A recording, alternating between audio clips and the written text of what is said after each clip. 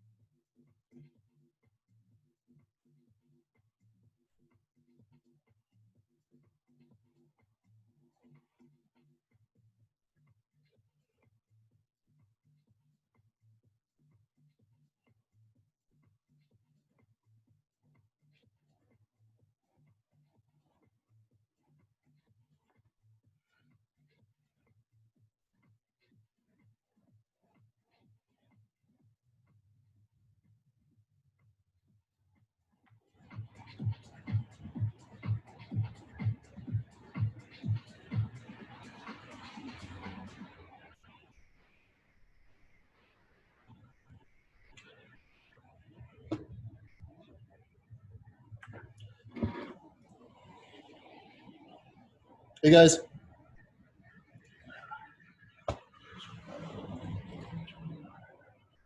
Morning. Morning.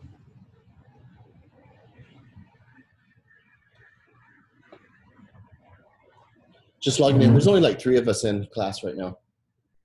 But I'm just putting you guys in on the attendance roster.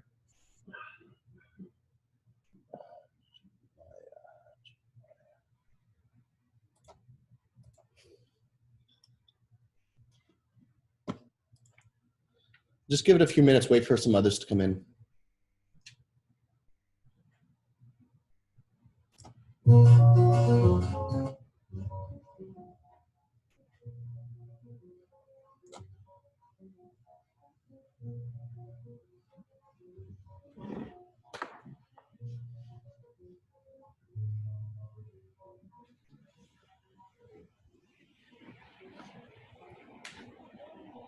Morning, Lauren.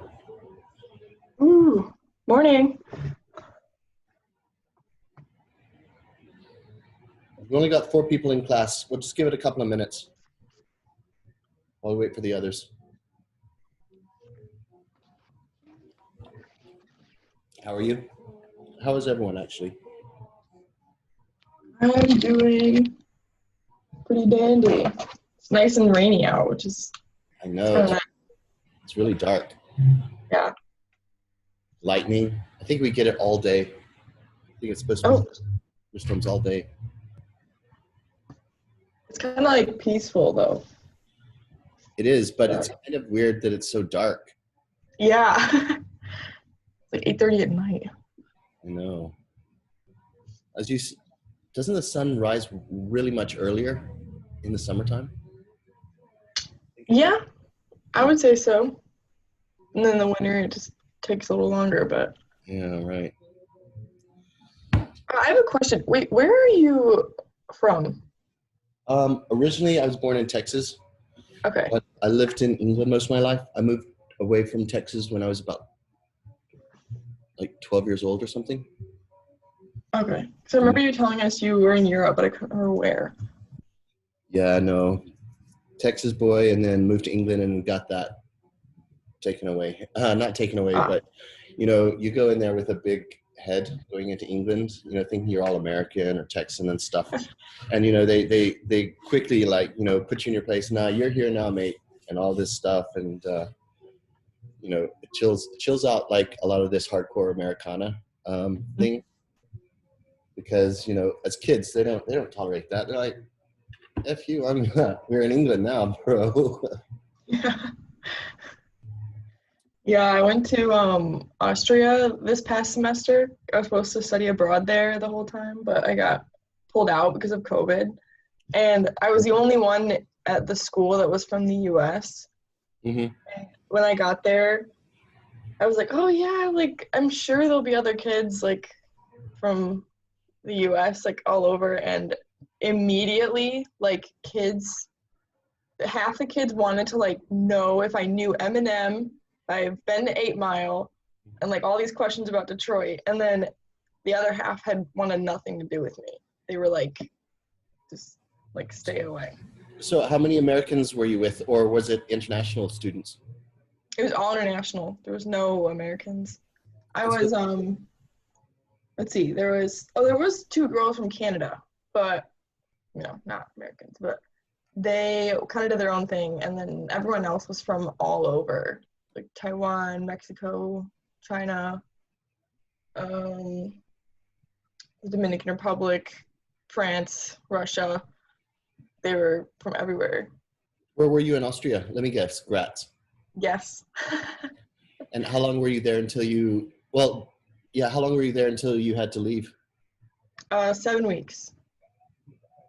And how long was the whole thing supposed to last? I'm not even sure how many weeks, but I got there like February 1st, and I was supposed to leave July. 5 months? No, June 27th. Yeah. So I was there about a month or over a month.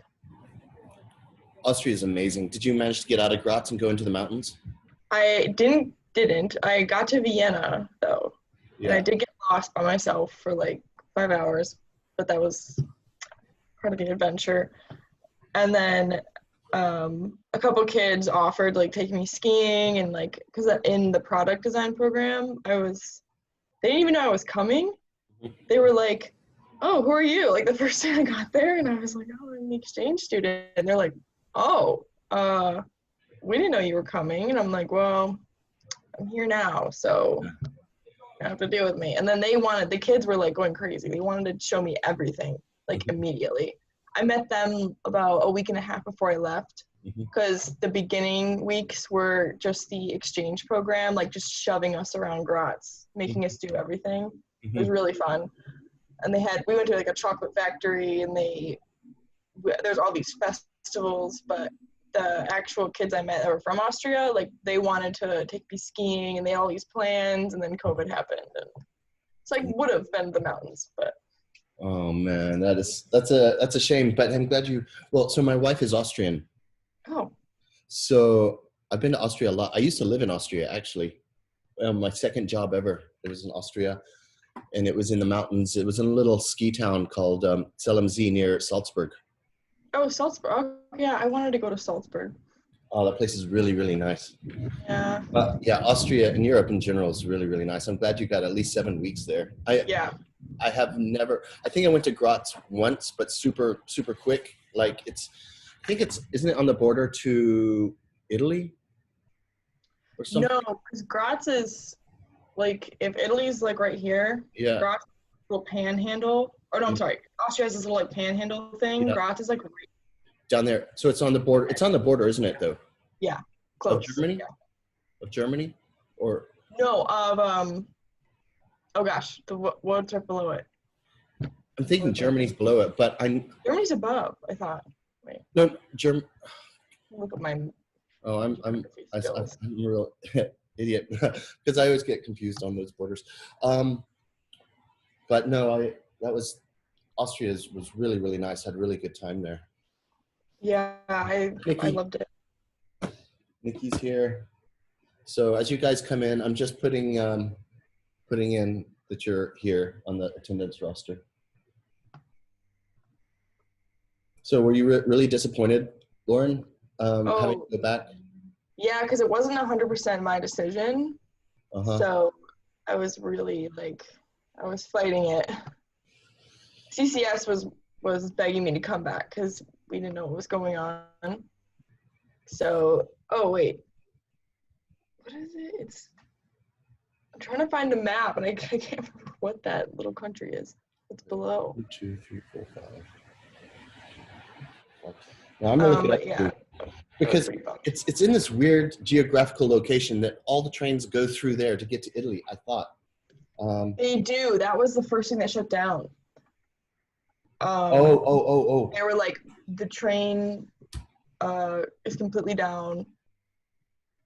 Because that's when we knew that things were getting serious because they closed off the trains into Italy. Because my friend was in Italy when the whole country shut down, and she called me and she was like, Lauren, she's like, I got 5 hours and I gotta get out. I gotta go to Germany. Italy's shutting down. And I was like, well, now that you're shutting down, I'm gonna be shipped out anytime now. And then I was 2 days later. I think that's an interesting experience for you to have been there. I mean, unfortunately, yes, it left early, but you had to leave early, but interesting time to be there and have to go through all the weirdness. Right. Yeah.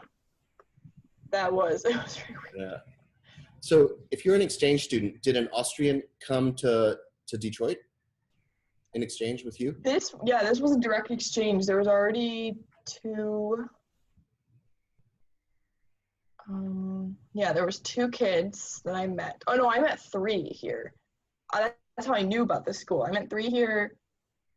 Their names were Leon, Sebastian, and one of them was my friend's roommate, and I can't remember what his name was. Oh, Lucas. And they were in all different programs, and they came here second semester. No, they came here first semester junior year, and they talked about it a little bit, and then it piqued my interest, so I met with the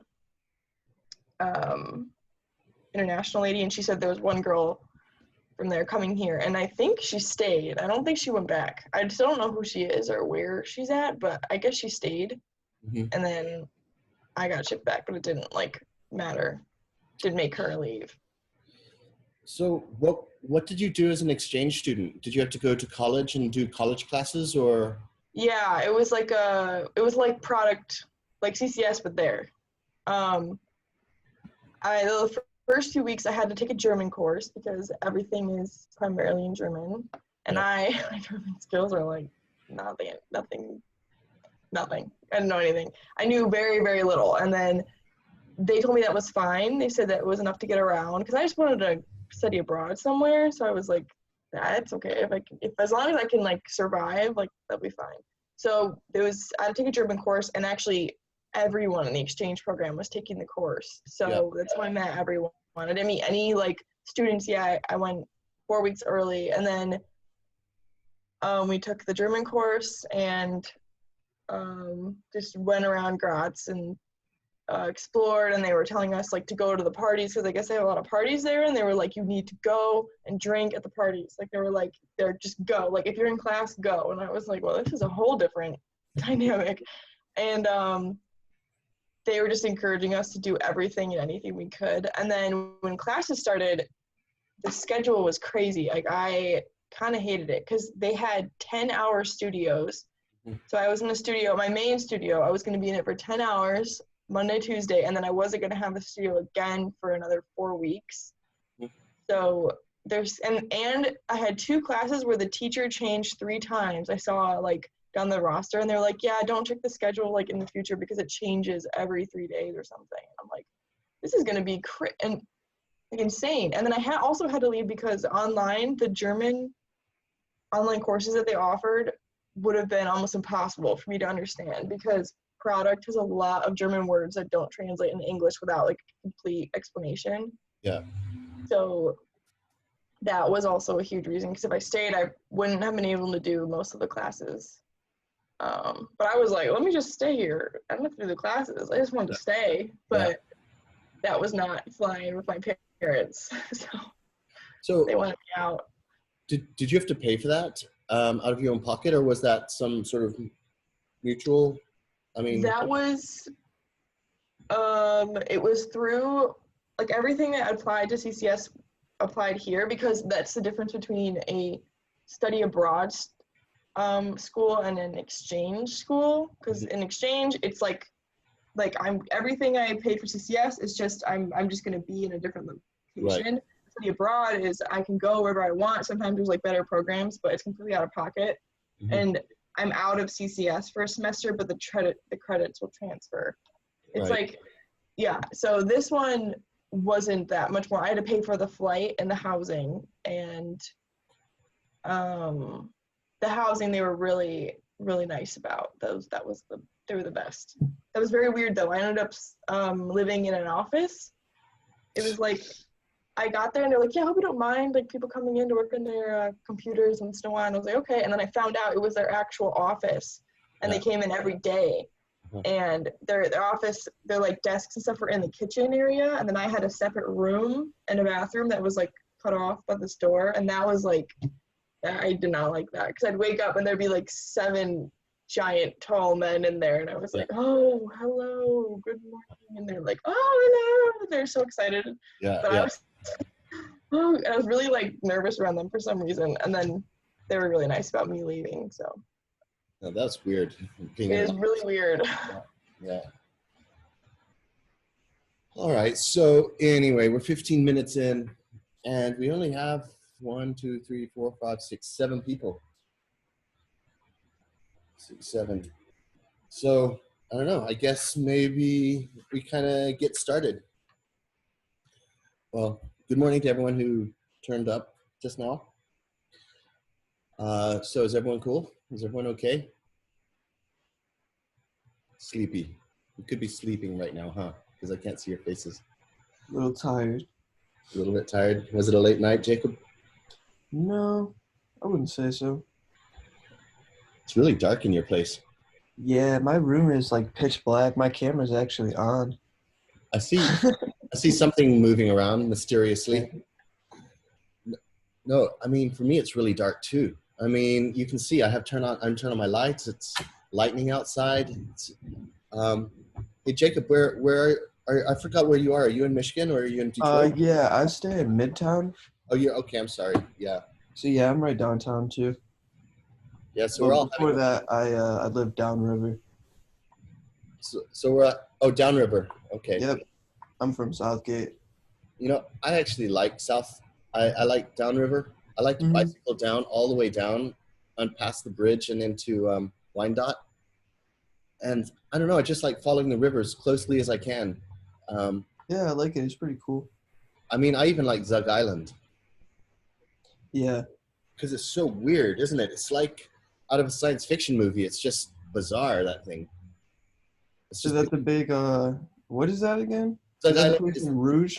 The River Rouge, the steel plant, but it's an island. And apparently around that island and along that part of the River Rouge, it's like one of the most polluted places in America. Oh, I believe that. It's nasty, apparently. Uh-huh. But I was down there and I was taking photographs of the steel factory thing. You can't get on the island. You have to, it's one of these high security places like, potential like terrorist hotspot. I mean, a terrorist where they might attack. Yeah. This was a few years ago, but I still go down there. And then so I was photographing it with my phone, and then a security van came over and says, "You're not allowed to take photographs of this." And I said, "Well, I'm not even on the island. I'm here on public road."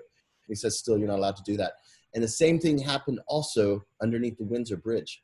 It was a pretty interesting view looking up and, getting some weird photos. And then I had a security guy come up to me and say, "You're not allowed to take photos of that." because of you know, terrorist stuff. You know, that would be another potential terrorist target. So I was like a little weirded out. But you know, I haven't been stopped since then, and that was when I first moved to Detroit, like 10 years ago. So you know, maybe there was more terrorist threat then. I don't really know, but it was definitely weird. I've never had that before. Have you ever heard of where is it? It's called. It's something in Northville. It's like an insane asylum that's abandoned. I've heard of it. I've totally heard of it, and maybe there's a I know lot what of. you're talking about. Yeah, that place is really cool. They have two. There's two cops that kind of walk around the property and make sure no one's trespassing. But if you kind of pay attention to where they're walking, you can check the place out real quick. But yeah, it's super cool. You know, That's I cool. think I'm not massively into ghosts and stuff, but you know, hey, it's kind of interesting. And so I just watched a video called Demon House, Mm-hmm. and it's actually a documentary of real shit happening. Oh, And, is that the one with Zach Bagans from?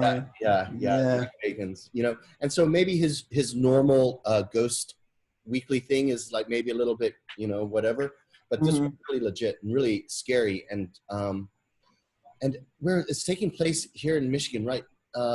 Troy, maybe it's in Troy, or you know, one of these cities right next to Detroit. So it's like, you know, you can relate to it because we know these areas. Yeah. And Demon House, I'd watch it. So there's a demon house in it, and it lasts about an hour and a half, and it's all real stuff. I mean, seriously, it's you know, I can see when it's a little bit, you know, fake and stuff, but then there's a follow-on, a 45-minute lost footage stuff, which is a nice little thing. If you get kind of compelled into that whole thing, that story, then you can watch this extra thing. And but anyway, so you know, after that, I started kind of getting into ghosts a little bit more. This was just a couple of days ago, so I was like, I'm into ghosts now. So I looked stuff up on YouTube, and that insane asylum that you're talking about is like really featured a lot in ghost stories. I there's a lot of ghosts there. Yeah, I don't know. I didn't. That place was creepy as hell, though. I do know that. As soon as you walk into there, you're just like hit with this like energy of just like it's heavy. It's heavy in there. It's pretty creepy too. I do love exploring abandoned buildings. You know. Yeah, me too. Especially when I first came here. But now when I just go on my bike randomly and I see something, I hide my bike so it doesn't get stolen, and I go walking around. And I like it because it gets your nerves really, you know, you don't know if there's a homeless dude or a crack addict or somebody in there who's going to get you and stuff. So you're like creeping and quiet. But the best one I went to was there's this abandoned hospital off Michigan Avenue, just past the highway. You're in downtown, you drive up Michigan Avenue, and then I think you cross the 94. And then right there's this hospital, and it's made out of aluminum and stuff. And that place was so crazy because in there were still records, medical equipment, lots of stuff in there. And I wouldn't have gone in there, to be honest, because it just looked too scary. It's too big. It's just crazy.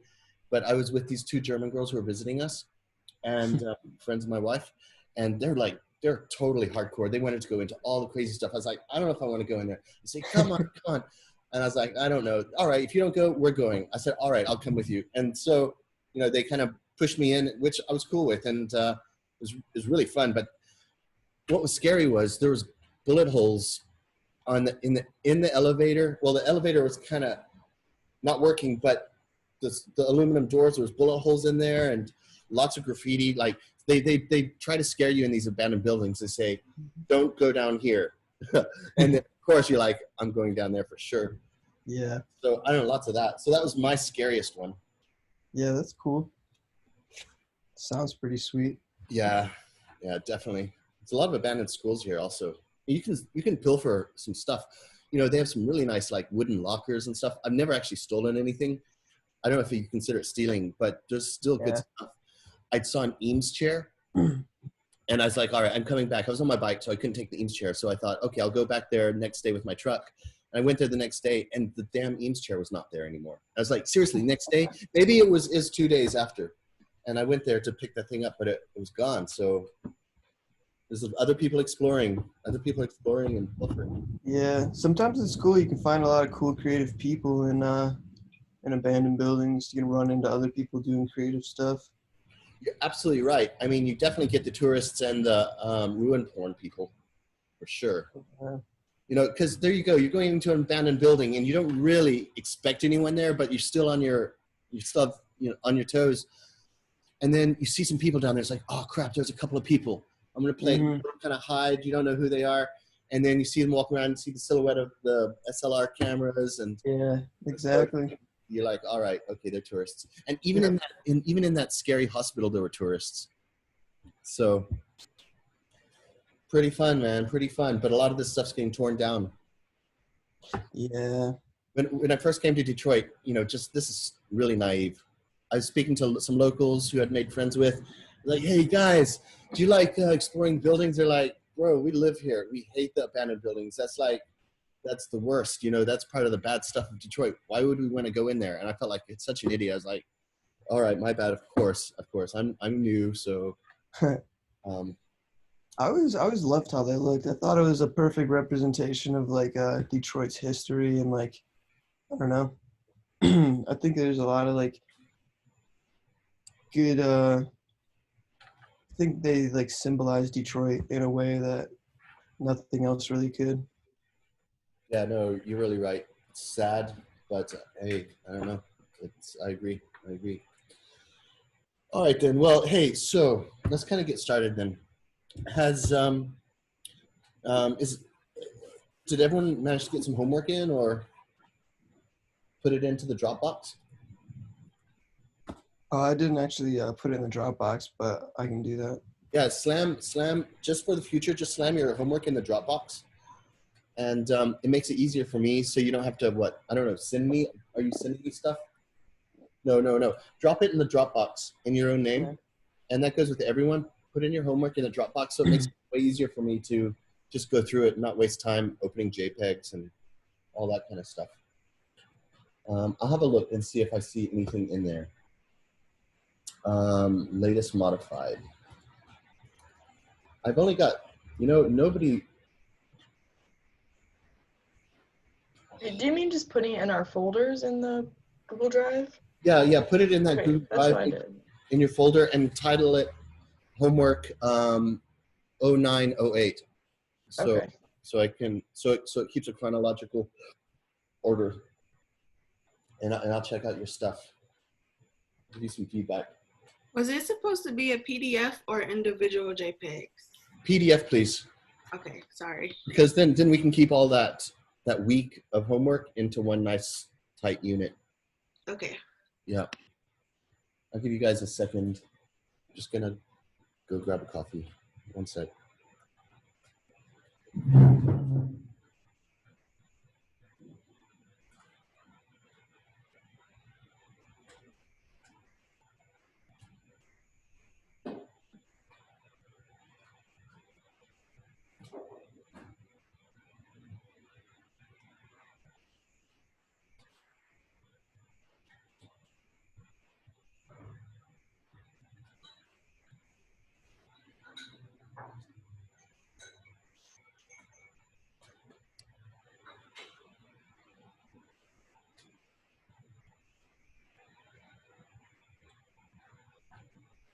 While I get situated here, how is the start of term for you all?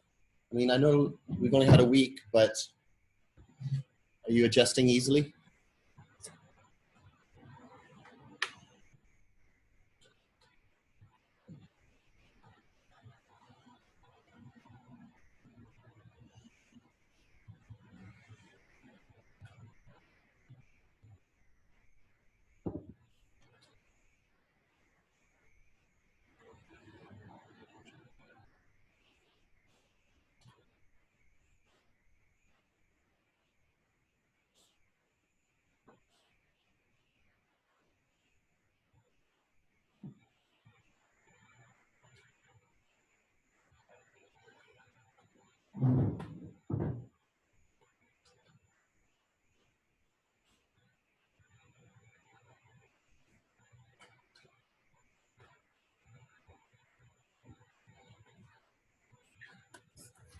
So I have to do some little things because, so I live in an old post office. It was built in like 1880.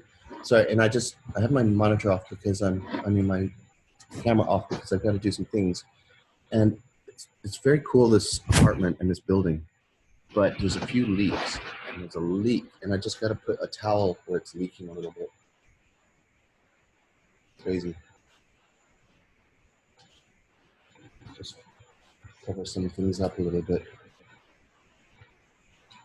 Bit of a slumlord. But the building's cool, and it's worth it, and it's kind of cheap.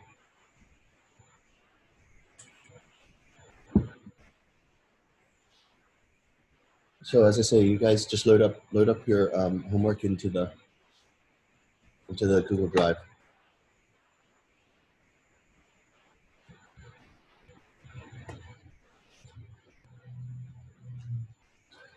And save it as a PDF, all of the JPEGs into one PDF, please.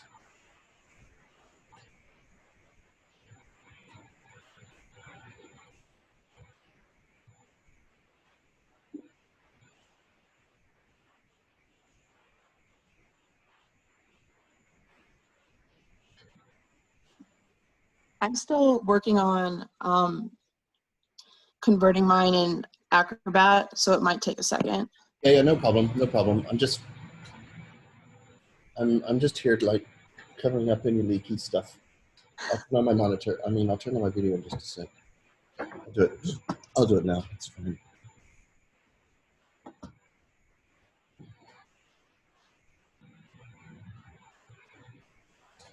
Yeah, what a gloomy day. Hey, and I'll move this. So I'm kind of adjust my things so you can see me when I draw, but I'll just do this for now. Just remind me if I start drawing, remind me to move my thing down if I don't remember myself.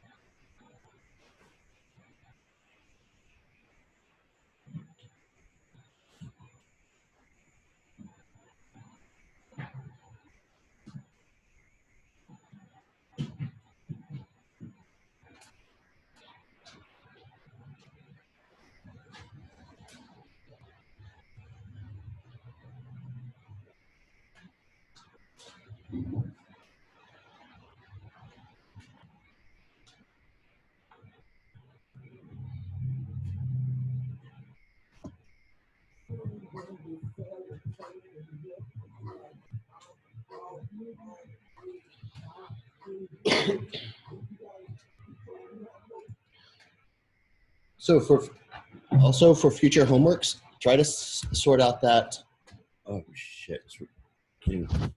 Try to sort out your homework and put it in the Google Drive, preferably before class or at the very beginning of class, so I can see it. You know, maybe I turn on my computer early and I can just check out people's stuff and I can have an idea about what to talk about. So try to load your stuff up early.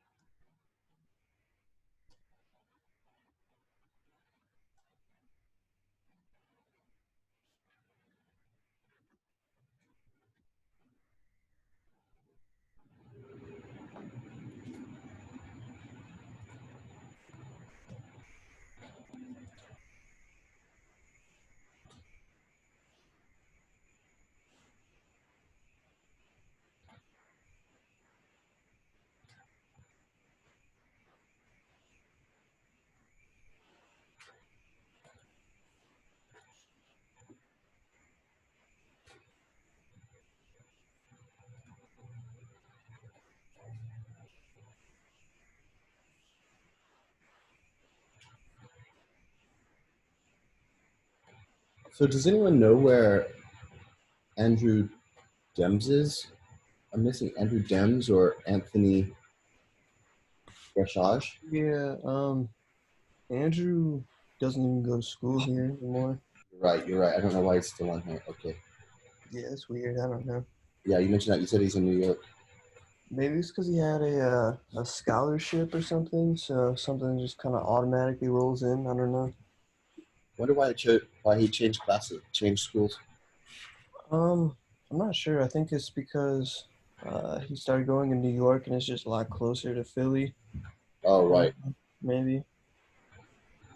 Does anyone know about Stephen Woznicki or Jana Turner? Gregory Turner, he just wrote me. He says he's excused. Or Michaela? Michaela here?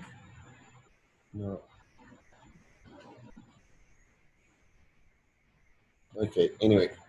So you guys uploading some stuff? Because Tuesdays is homework day.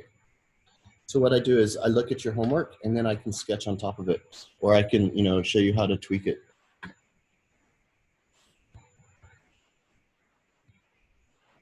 I just uploaded a couple pictures in the folder, but I didn't do it as a JPEG, but it seems like it worked out okay. If you want to check it out. Yeah, go in there. I'll share my folder. I'll share my screen, Jacob. Okay. So it's weird. Let me refresh because what I see on my thing on my Google Drive is when it's modified. And so Jacob, it says it was modified August 31st, but maybe it's okay. I see some stuff. 9/8. Okay, cool. Maybe that. So I'll share my screen and we'll start with you, Jacob.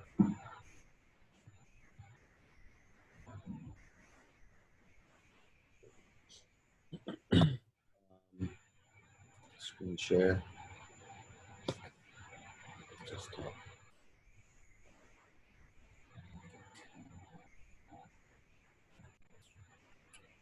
Okay, so you can see my screen. Can you see my desktop? Yep.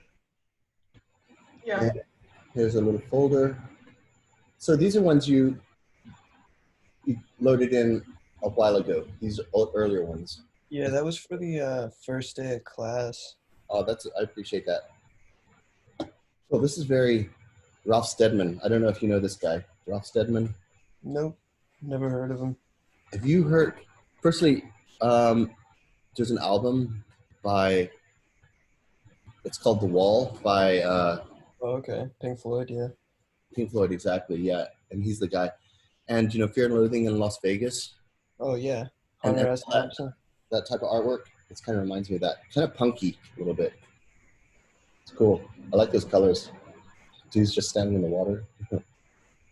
Some shoes. Getting into some shoes. Funky, man. Funky. Cool. All right, let's get into the homework.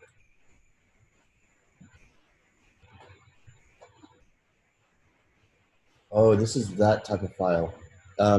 You're doing this with iPhone, aren't you? Yep. It's that file format. Normally it saves your photo in two ways. It saves it in HEIC. I don't know what it means, but that's the ones where it gets like 1 second of movement. It's a little bit of video. I think. Sometimes it's hard to open, but I think Photoshop can open it. Cool. Okay. Nice page. Nice set of bags. Does this say box? Fuck you. Yeah. Okay. Cool. I'm good. So why did you put stars around it? I don't know. I just doodle when I'm sketching. All right. Fair enough. I write stuff sometimes and just draw a little stuff. Sure. Keep my pen moving. Yeah. I hear you. Okay. Yeah. Few little nice thumbnails in there. And some shoes. What is your specialty, Jacob? Is it shoes or bags, or is it both? Or I don't have one yet, but I like making shoes a lot. It's very rewarding. physically making, not necessarily Yeah. drawing them. Yeah, making. Okay. I like all the above, really. Nice. You can use with a little bit of backgrounds here and there. Here's a strap. Some duffel bag stuff.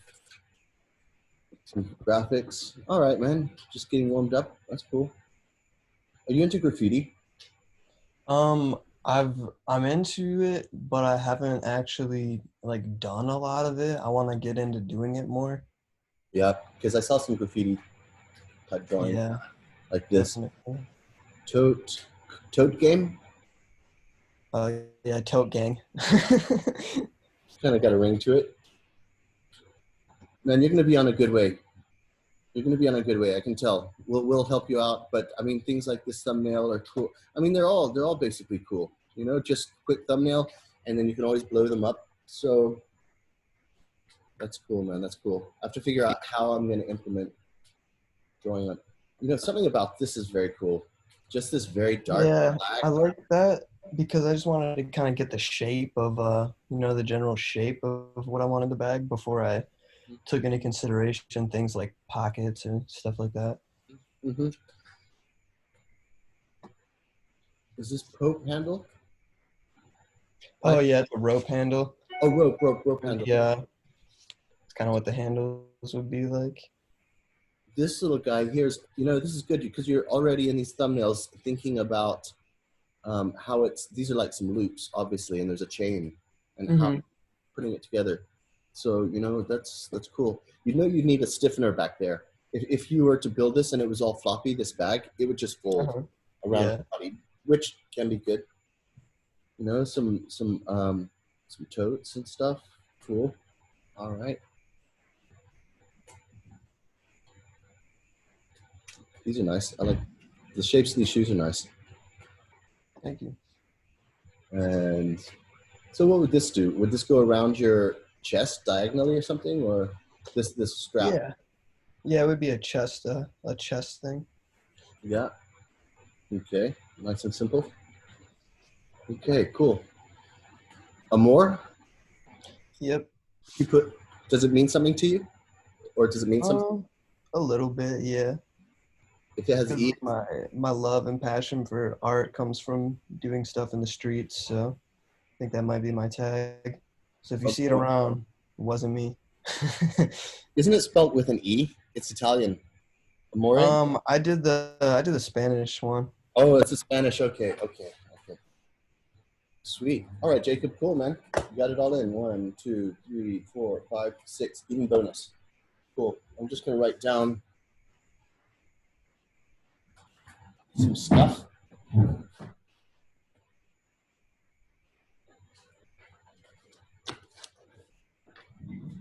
All right, I'm gonna take one of your. Okay, I don't know yet. Let me just go through the others. Let me just make sure you, Jacob.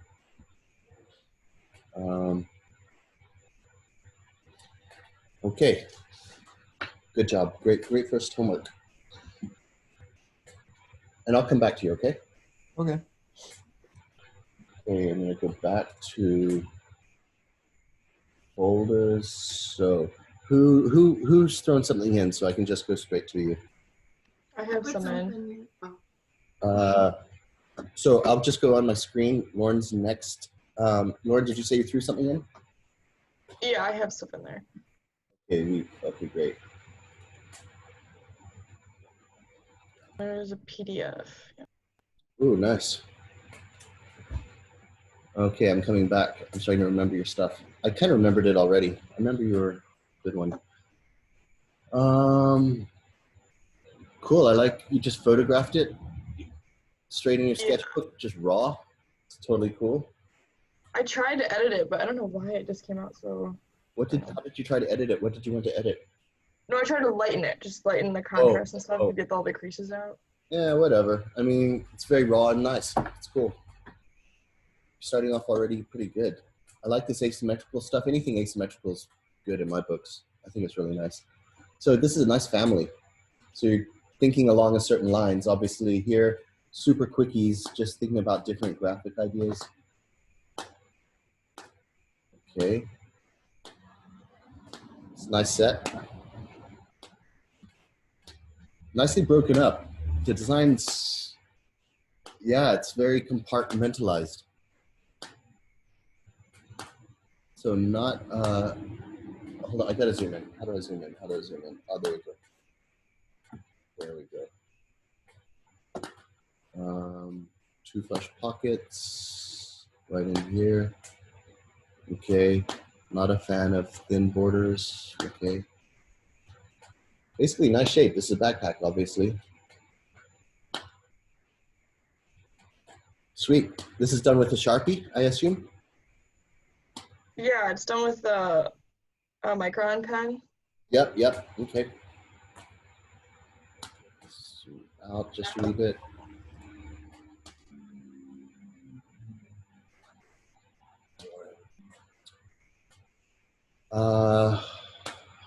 Getting into some details. So if you're getting into details like this, Lauren, you can go one step further. And for example, this is a pretty standard D-ring. You could design it a little bit more like, I don't know, stamp a logo in there or put some little, you know, a little extra in there or inside the tab. A little extra, maybe at the very least, maybe an X or something. But, you know, maybe you just wanted to purposely go simple and clean. So it's just an idea. Okay. Little Adidas type of thing, a little bit-ish. You know, three stripes is patented. You can't ever do 3 stripes unless it is for Adidas. Oh, I didn't know that. Can you believe that I was blown away that they could patent 3 stripes, and they have, and they do. And so you will not see anything else with 3 stripes unless it's very distinctively different from Adidas. And I got into trouble when I first got my shoe design job. I was doing some 3 stripes, and I didn't want it to look like Adidas, so I changed it. But then they said, you know, you can't even do 3 stripes. And so I thought, wow, they really got a good patent on that. Oh wow! Even if like the one that it has like 4 stripes technically, like you couldn't even do that. Like just put one way out. Honestly, I don't know if that's cool. I think you. I'm just saying for an Adidas like thing, like. Yeah. That's what I'm. Yeah, I don't know the extent of how far their patent goes, but I think you would probably get clobbered with this. You'd have to stick one more on there or something. I know that sounds weird, but I don't know the real strict rules on that because it was a while ago, and I never did 3 stripes again. So honestly, I don't know if this legitimizes it here. But those are cool. And this is done with ballpoint pen? That was ballpoint, yeah. I kept smudging it though. Oh really? I don't see any. Yeah, because after I whitened it a little bit, you can't see them. Yeah, just nice set. Yep. Little context in here with some pockets, showing pockets with paper and stuff. You know, that's really nice. You're taking a very product design approach. I'm sure the fashion accessories people have a completely different approach. As product designers, you know, Lauren, we're doing that stuff. I don't expect everyone to do that, though, by the way. Oops, hold on. We just got a new one. Who just came in? I'll find out in a sec. Let's just go through. Yeah, this is really nice. I love this asymmetrical things, those strap bags. Just very clean. That's cool. Look at that. This kind of looks like a European policeman or something. Yeah, weird 3-strap bag. Hey, why not? I mean, it's adaptable. You could take off these side straps and just have it as a shoulder strap as a purse, or just a waist bum bag or whatever you call them. So that's actually a very cool idea. You developed that. Simple backpacks. Yeah, cool. All right. So how many do we have here? Oh, let's just go back. 1, 2, 3, 4, 5, 6 pages. Awesome. Awesome, Lauren. Cool. I'll tell you what my agenda is today. When it's in the syllabus. Normally, I draw on your sketches. Today, you know, we'll go through all your sketches and I'll give you just a little bit of feedback. But today, I'm not going to really sketch on your sketches.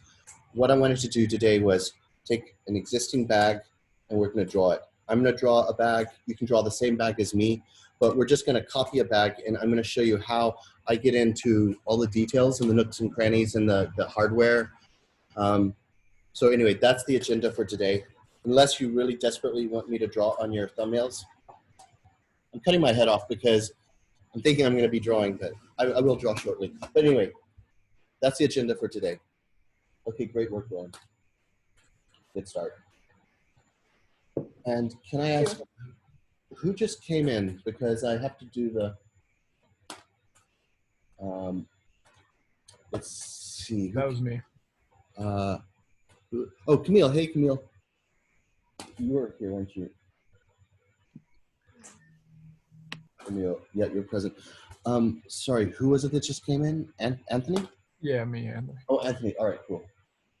Anthony, cool.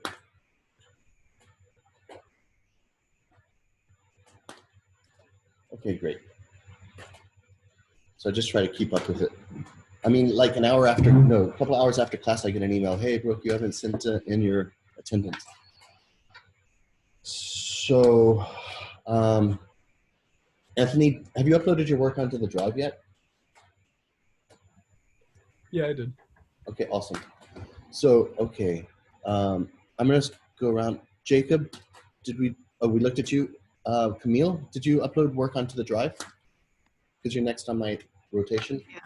Okay, Camille. Good morning, Camille. How are you? Good morning. I'm good. I have some questions About homework or general? about homework. Just had a, some stuff that I wanted to work on and ask about. Sketching. Yeah. Okay, hey, so here's your PDF with all of these drawings. This one. Yeah. Okay. Nice, nice. You have got a good start. Proportions are good. We'll work on your line weight a little bit, but yeah. So I that's was like, and you know, doing these square shoes, these square toe shoes, and some nice innovation with this weird bag, kind of a duffel, folding duffel. No, you're going to be on a good way. I can't wait to work with you. Cool, tassels and all that stuff. Yeah, we'll get into some details, like maybe how to make this a little bit, unless you really wanted this stiff, like a cardboard box. I mean, that could be a style. But I don't think you meant it to be like that. Did you mean it to be like that, Camille? it was supposed to be like resin, like a hard plastic box. Oh, okay, okay. Well, I'm glad you told me that. So, Camille, when you're doing these thumbnails, put a little note on there. Write a little text on there saying that you were thinking that this was a hard resin. I don't know if you call it a bag, but put some notes on there, because at first I thought, oh, you're trying to do a tote bag, but it looks real stiff. Okay. But that's a good thing for your drawing, because it is meant to be stiff, and that's why you drew it like that. So next time, add some like little texts about how you're thinking. It makes your drawings come out, making them look really nice. And it also makes it look like you're intelligent. You know, when you start writing text on there, it shows that your thought process is coming down onto paper and you're writing stuff. You know, the cliche is people who write stuff are supposedly intelligent. That's how I fake it all the time. I'm writing stuff because I think it makes me look more intelligent. You got to fake it till you make it, huh? As far as I'm concerned. Anyway, hey, what's this long thing right here? It was supposed to be connecting it, but I didn't draw it the way it's supposed to be. All right, no problem. And these are just tabs, aren't they? Yeah. Basically good proportions. Okay. Not bad. I mean, yeah, this works. And here, yeah, good proportions. Are you using an underlay, or are you copying something, or are you just doing this out of your head? That's just, well, looking at a picture and drawing it. Fair enough. You've got a good eye. Why did the shoe get cut off? Is it because your paper ran out? Yeah. Because that was looking like a good one. Okay. And then I had a question like, well, how do you distinguish, like, if a bag is the same color, where do you distinguish where to add shading and where not to? Absolutely. Absolutely. You know, I might have to draw on your drawing to show you this stuff. Okay. No, you know what? I'm going to still stick with my agenda, and we're going to draw an existing bag, and I'm going to show you exactly what you asked. Okay. Existing bag. Awesome, Camille. Thank you. I put in the grades pretty much immediately after class or later on in the afternoon. So, okay, great. Camille, Lauren, we looked at you. Nikki. Hi. Hey, Nikki, how are you? Good, how are you? I'm pretty good, thanks. I'm looking in, and it looks like you loaded up some stuff yesterday. Yeah. Cool. Nice, neat set of thumbnails. Is this on photocopy paper or a sketchbook? It was on a sketchbook, and then I just took pictures of it on my iPhone, and then I like cropped it out, and then I just put like a really contrasted filter. Great. Silver metal. So you're a very interesting designer. I'm liking just the unusualness of this stuff. Yeah. I wish I could think as freely as you. So quilted. This bottom part of the bag is like knit, or no, quilted as in. Yeah, so it means it's like there's like a stuffing between two leather, and then if you stitch around it, it sort of gives that, the Chanel. I know what you're talking about. Absolutely. Chanel boy bag. It's like that poofy. Yeah, I got puffer you. feeling. Then it starts to remind you of, well, when you talk about Chanel, it starts to remind me of puffer jackets. Yeah. Which could be actually really interesting. Well, all right, you're awesome, awesome. Black leather, simple tote, cool. Clutches with that quilting. Crossbody, yep. Very nice, very nice. This is perfect.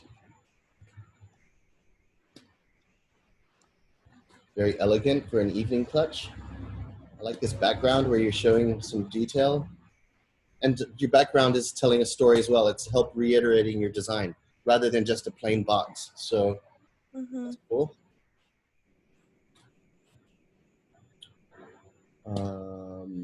Echo tote, canvas with leather details. Open pocket. Awesome, sweet.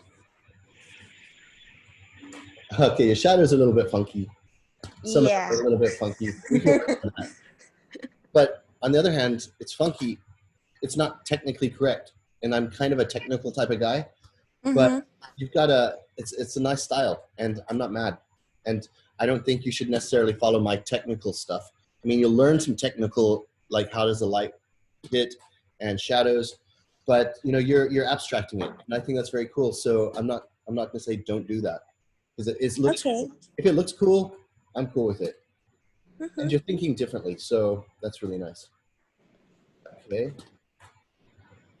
Okay, interesting. South Korean flag. Interesting choice. Right, okay. Nice, very nice set here. Thank you. Thank you, Nikki.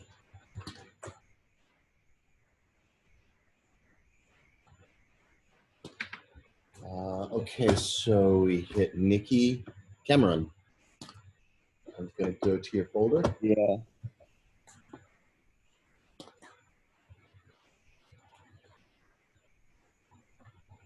Okay. Oh, well, the first one, not the best. But...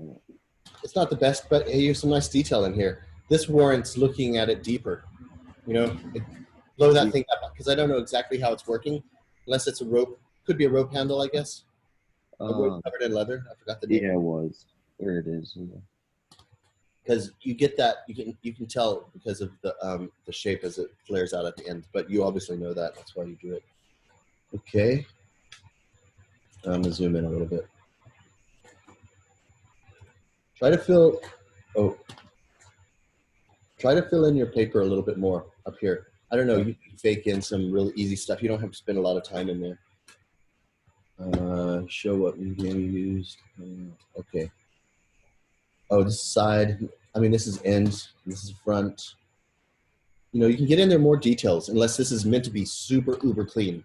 And if it's meant to be uber clean, I'm not going to read all of your text. But if it's meant to be uber clean like this with no stitching, with no nothing, then you should probably write that. These were while we were in class. I was just, yeah. I like this bug. I don't know what it is. Oh, that's a light source, isn't it? Oh yeah. Could be a cool bug. Yeah, Try to get your stuff in focus, man. Yep, just fill in, man. Just fill in some stuff. I don't know, either with backgrounds or something. But it's cool. I like this, you know, interesting design. You know, good start. I mean, you're just expressing basics of a concept, and I'm cool with that. Backpack with super thin straps. Okay. So 1, 2, 3, 4, 5. All right, you got your 5 pages, but try to fill them up a little bit more, all right? Try to put in a little bit more love somehow. all right. Okay. Cool. That was camera.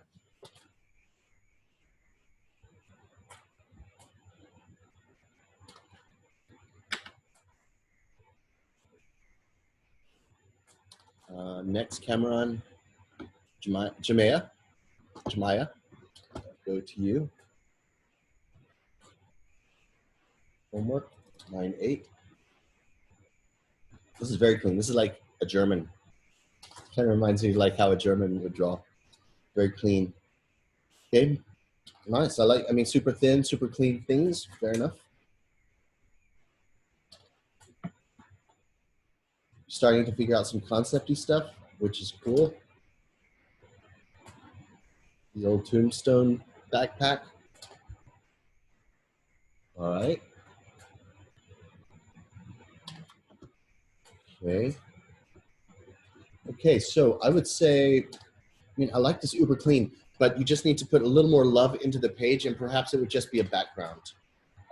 Or, you know, some backgrounds to tie these two in. Because it's very plain, but on the other hand, you've got some decent starts of concepts right here. So, you know, I'm not mad. It's cool. Yeah, you see these 3 bags right here, these 3 right here, that would be a set. And so try to bring them together. I don't know, some sort of background that brings them together that's kind of relevant. At the very, very basic, I guess, a box. And these two are these two, and that helps you fill up your page. These two are a similar concept, so you put a box around there and a box around there. You know what I'm saying? And this is an easy fill, just a box around that. It just helps fill up the page. All right, man. Jamea, good one. Are you with me? Can you hear what I'm saying? Hello? Okay, anyway. So, Monica. Slight issues. Is it okay if I just drop in some JPEGs on my phone? Because Acrobat is being kind of fucky on my computer. But I can have those in the PDF form like a little later, but Yeah, if you want to look at them now. Yeah, throw in Okay. JPEGs for now. But hey, you know, it's really easy. It's just like drag and drop. You have your Finder window open, and then you have your PDF. Just drag it in. And I think I drag it into the pages area. I don't know if you know where that is, but I can show you. But no, all right, for now, throw in some JPEGs, and I will move on to the next one. Monica. Anthony, did we get you already? No, but I only have JPEGs too. Is that all right? Or I could go put them into PDF really quick. All right, just for now, because let's just put it into PDF afterwards. Okay. Great. Oh, I saw you. You put stuff up earlier. I saw it this morning. Very cool. Yeah, this is just needing a little bit of shadow and background, but normal, duffel, fancy, something a little bit funky. This is very good. Put in some hands, and so you're obviously a product designer. I think, aren't you? Yeah, yeah. And this is a minor, isn't it, for you? Because so for you fashion students in product, we have a slightly different approach, and we're showing hands as context to show the size and how it functions. So I don't know, you as fashion design students, you might get a few, get a few tips from the product, and the product designers are probably going to find a few tips from the fashion, because it's a different style. And what I really love about fashion design is you're somehow more freer, because fashion doesn't need to be so functional as product. And as product designer, we're very functional, and how do you put your shoes in, and this type of stuff. And I'm going to learn a lot from you fashion people. And I think the product designers like Anthony and Lauren and the other product design, you guys are going to learn. It's just gonna be a good mutual learning session. But anyway, great, nice Prismacolor pencils. Oops, let's go to the next one. Yeah, this is legit. So white space is a red flag for me. And if you have white space, it means there's something wrong. And it means you need to probably fill it with something. I don't know what. It doesn't have to take time either. I was gonna make like that backpack bigger, but I don't know. I guess I just. That's cool, man. Yeah, that's a great thing, Anthony. So here's what Anthony was talking about. For example, this thing right here. If you had a set of sketches like this, and you needed to fill up some white space, I would have just copied and pasted this and make it really big, and like maybe here, and then move this bag over into here. And so therefore you instantly fill up pages with your thumbnails, and it just fills up the page and it looks like better. And the one that you blow up and make it really big, that's perhaps your favorite. And maybe definitely Anthony, maybe next time. Yeah. Okay. So let's just move on. But nice blue pencil sketches. Oh, here we go. There was the bigger one, but with like opened. Oh. Yeah, sweet. Here's another tip. Circle it. So do a circle around this and draw an arrow. And that helps fill up your white space as well, just drawing circles and arrows. Okay. But I like how you drew this, where it's all like rugged and it's not all straight lines, because it's a soft thing. And I tried making it look like it was like used a bit and stuff like that. Yeah, no, that's a good look. And putting it in context is really nice. Once again, a very product designy thing. But okay, fashion accessories. You could take this approach. So this approach right here in fashion accessories, what if you designed a backpack that went with the jacket or something? Maybe the stripes that are on the backpack match the arm, or on military shirts and military uniforms, they have that these shoulder flaps, and maybe it integrates with the backpack, so your shoulder arms don't fall off. You could think about things like that. Oops, my bad. Okay.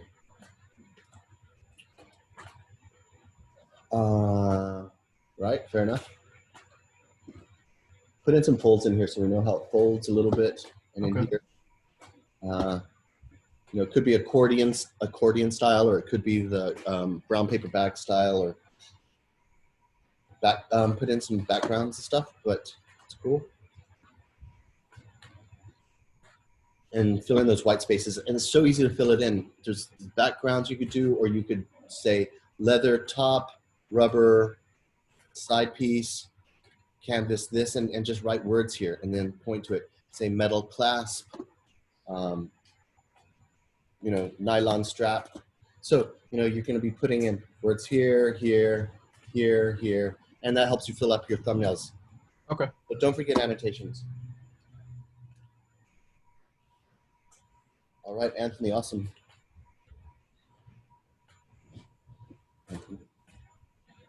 Okay, did I forget anyone? Is everyone good? Okay, I'm just going to count just to make sure. 1, 2, 3, 4, 5, 6, 7. 1, 2, 3, 4, 5, 6, 7, 8. Oh, Monica, you were going to load up some JPEGs, or who was it that was going to load up JPEGs? Yeah, I think they just downloaded Save for One. Hold on. All right. Okay, load them up and tell me when they're loaded. And They're in my. I created a homework folder in my folder. Hold on. all right, tell me when it's loaded up. It should be right now. Oh, great. Okay, then let's just do that.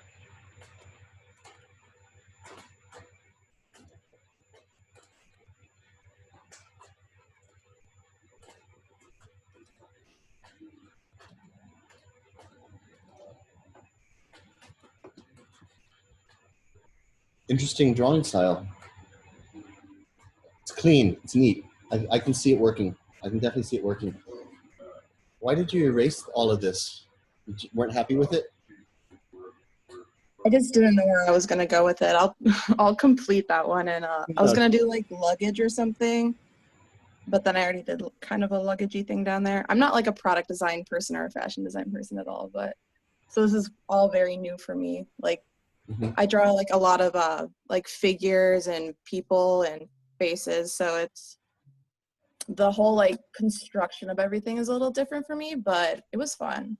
Just kind of like throwing stuff in there off the top of my head that may not actually be functional, but it's still fun. This is new to you. I think you have a very good start. I've got a leak. I'm gonna have to just get a towel quickly. One sec.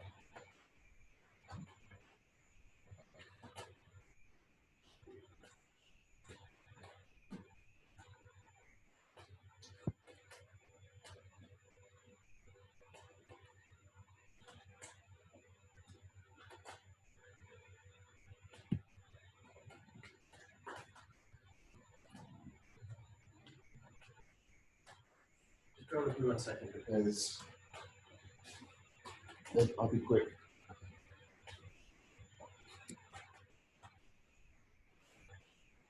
Okay, there we go. I live in a cool apartment, but I sacrifice because it's kind of cheap, but it has a couple of leaks, which is annoying, but hey, it's cheap. I'm willing to live with that. All right, so nice. Let's go to the next one. They do get a little sloppier as it goes down, but I have like a perfectionism problem, so I want to like work super hard to get like line weight and like detailed stuff down, and then I kept remembering that you said they should just be like, these are just warm-up thumbnails, so I have a like really poor quick hand, so I'm trying to work on that. I like your style, and you can work with your with that type of attitude. You can work with it and still make it look nice and unique in your style. If you're one of those kind of sticklers for, it's nice. It's still fluent and it looks still quick. And you're filling up your pages. The designs are nice and clean. But one thing is, don't erase stuff. It's not cool. I mean, it's not cool because number one, it wastes your time. Number two, if you do like a mistake drawing, just kind of leave it, you know, or even sometimes mistakes are the most interesting drawings.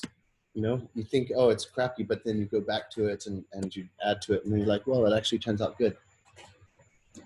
Yeah, I agree with you. That's why I'm going to try to do like ballpoint pen for the next one so I can't erase anything.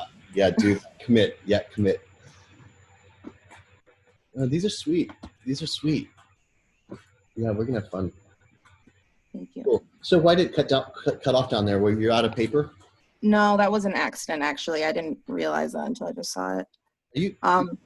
Are you scanning or photographing? That I photographed, so I accidentally cut off the bottom on my phone. Yeah, okay. I'll upload a better one of that. Don't worry about it. Cool. I like it. So once again, as I mentioned to everyone else, put some text on there. Tell us what you're thinking in wordage. It really helps the presentation, and it helps us understand what you're thinking. All right, those are cool. And you're using a mechanical pencil, it looks like. Yeah. Okay, awesome. Great. So I think we can get started. Let's see. Great, Monica. Thank you.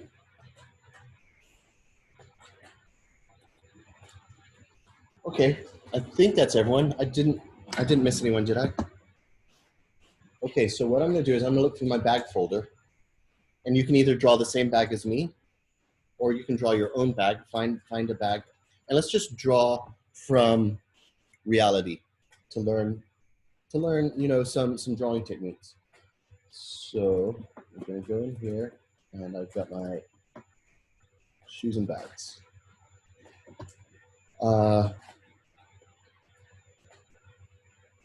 Let's do something a little bit, let's do this. I'm gonna open this up. Oh, this is a classic Hermes bag. So you can't get really more classic than something like this. Okay. This is the bag that I'm gonna draw. You can either, and I'll try to keep it over here. I'll try to keep it open for you. I'll just move it off to the side. So I have a reference and you have a reference.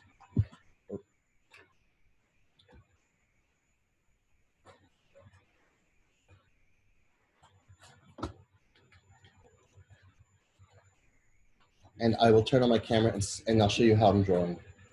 Hey, did somebody just come in? Let's just check. I gotta keep track of this. 1, 2, 3, 7. Somebody just left. Okay. Right, my camera. I put my camera out, my paper. In a sec while I pull this out.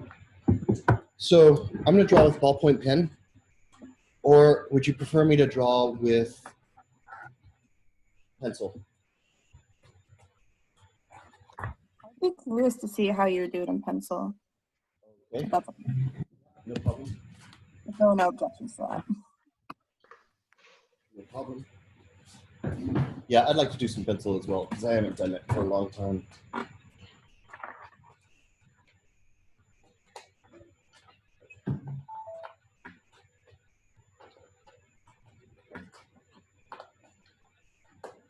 Okay, camera's up. So if I'm drawing with pencil, I think I'll draw directly into my sketchbook. I hope this paper's okay. I haven't drawn with pencil in the sketchbook yet.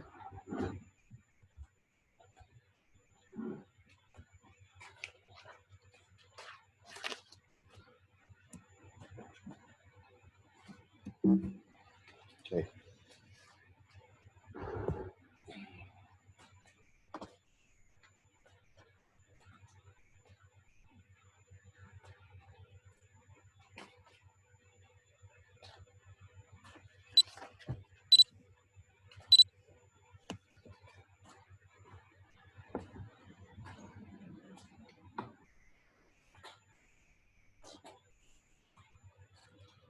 I'm gonna try without my light source. Let's see what it looks like. It's cloudy today, so it might be too dark. Actually, it's not too bad, so we're good.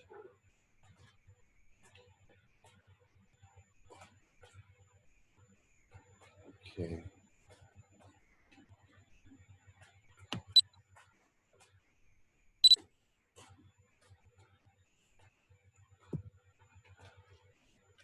God, it's leaking everywhere. Okay, anyway, there. Color looks good for now. Got my blank sheet of paper. I'll get a pencil.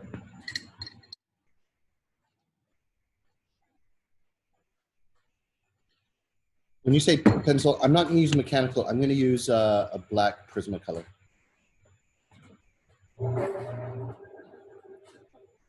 Okay, so you see my drawing, the empty page.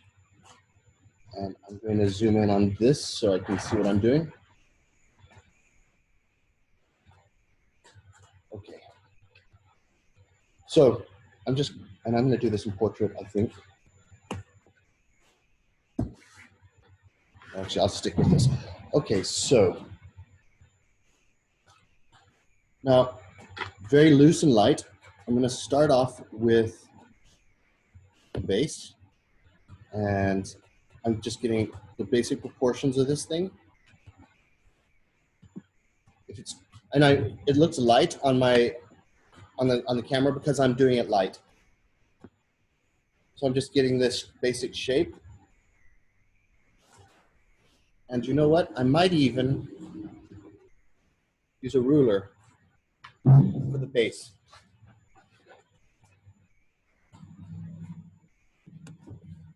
Straight edge at least, not necessarily a ruler, but it's just, that's how I draw, but you don't have to.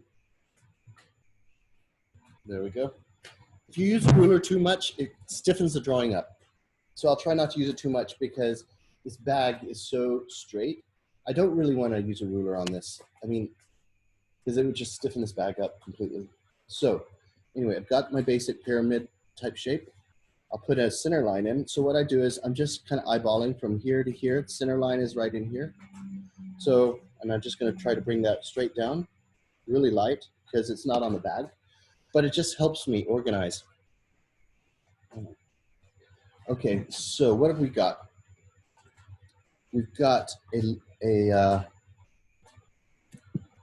square lid. So this is kind of 90 degrees. If you look at that bag, it's got a top that has 90 degrees and then it tucks in, goes out quite far down because there's a strap that goes around as a closure. Maybe my proportions are not totally correct, but I'm just trying to get the gist of it. It goes super light on all of this.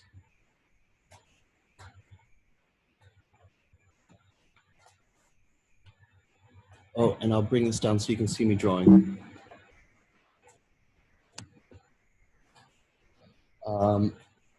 Okay, so there. Oh, and then so I've got a strap that goes across. So I'm going to put that in. And it's a thin strap. So try to get the proportions as well as you can, but notice the construction of it. Notice how the strap goes beyond this flap. And I'll pop that out in a second. Let's put in, so I'm using that center line and I'm measuring where they mount. And so I'm just going to draw an archway in there.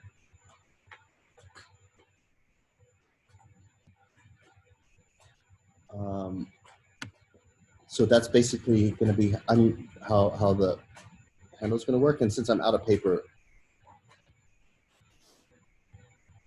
on the top, my handle's a little bit smaller than it is in the photo. And I don't know how it attaches. Oh, it attaches, comes down. So now I'm starting to get a little anal about it. I'm starting to draw how that attaches, which is those little shapes. And then there's eyelets. I mean, not eyelets, D-rings. And then there's a piece that comes up here and then it folds around. Do I need to zoom in on my camera? Or is it okay? Can you zoom in a little? Yeah. And I'll adjust this light so it doesn't keep messing up. Wait a sec. I'm going to adjust this light thing so it doesn't keep changing. Okay. And zoom in.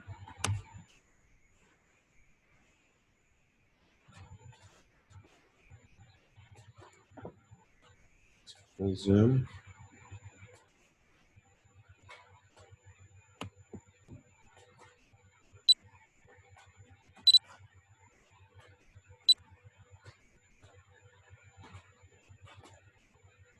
Okay. I don't think I can zoom in. Oh wait, unless I do this. Okay, and I'll just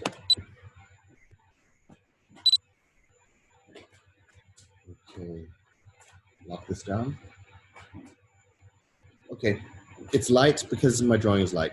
So, but notice how I'm getting in. Okay, so leather strap comes in like this, and it goes around, and it attaches. You see what I'm saying? That type of stuff. So just trying to really nail down that construction because you're gonna have to show that to people who make the bag. Okay, so let's just move this over a little bit.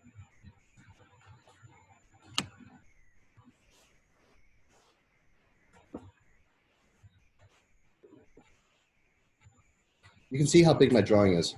Here's my hand and here's a drawing. So it takes up just about all the paper. This is actually a very easy drawing. So down here, it starts to fold.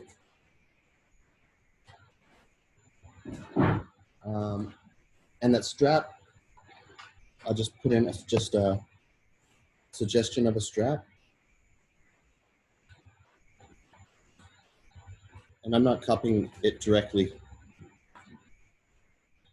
Just kind of showing how it wraps around. And it's got feet.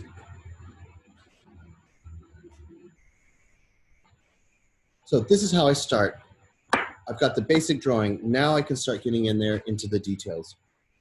So the first thing that's on the very top layer is this strap. So what I'm going to do here is I'm going to make a very dark line. This is about line weight and how to adjust your line weight. So since there's a big shadow cast underneath that strap. So that's what that is meant to symbolize. And I'll get into the details shortly. Then next is this flap. That's the next one. There's a shadow under there, but don't take that shadow line into the strap because you want to try to separate these layers. Next one is there's another strap, which is the closure. Okay, around the closure, notice how there's a hole that goes around. And that's for the strap to come through. Okay, so I'm putting in those details.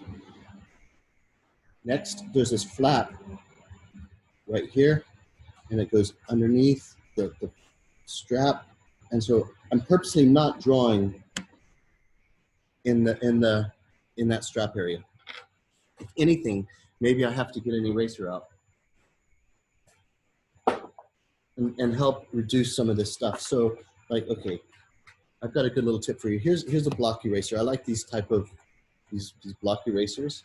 This one is getting old, but and what I like to do is I like to get a knife with these, and I like to, because sometimes it's too thick and bulky, and sometimes I like to cut off a part if I need to get into some details. So I might cut that off, and then I can use this to get into details. So that's a little tip, and I'll use that later. But for now, just going to try to erase out, if it works, because these Prismacolors are pretty hard to erase. So I'm just erasing out that. At least I reduced it a little bit. Same with the strap. I've got these vertical lines going through the strap. Well, let's just get this color sorted out. Will you please quit messing around? Okay, there we go. I'm going to erase out along this whole strap just to get rid, because I've got these parallel lines and in here. So I'm just going to erase that out. That's an easy erase. Okay. And I kind of screwed up on the strap, but I'm going to bring it up here.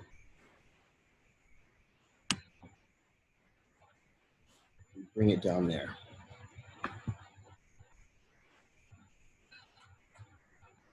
Okay, next, we'll just put in some simple stitching in here.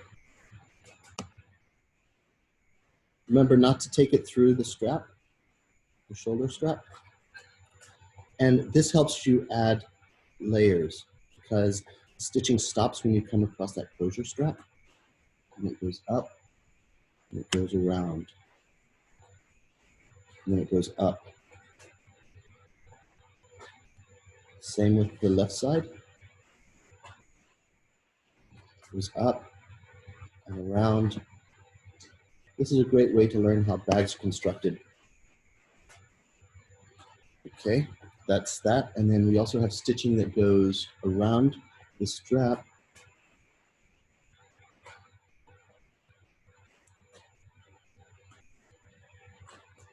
This is just a thumbnail. This is not like a detailed hardcore drawing. This is just to get the details that I want you guys to try to express, because that's a major part of this class, is learning how to draw so you can give the drawing to somebody to build it. And So it's important to put in these little details and these layers. So I've got the shoulder strap. I'm going to put in some stitching in here.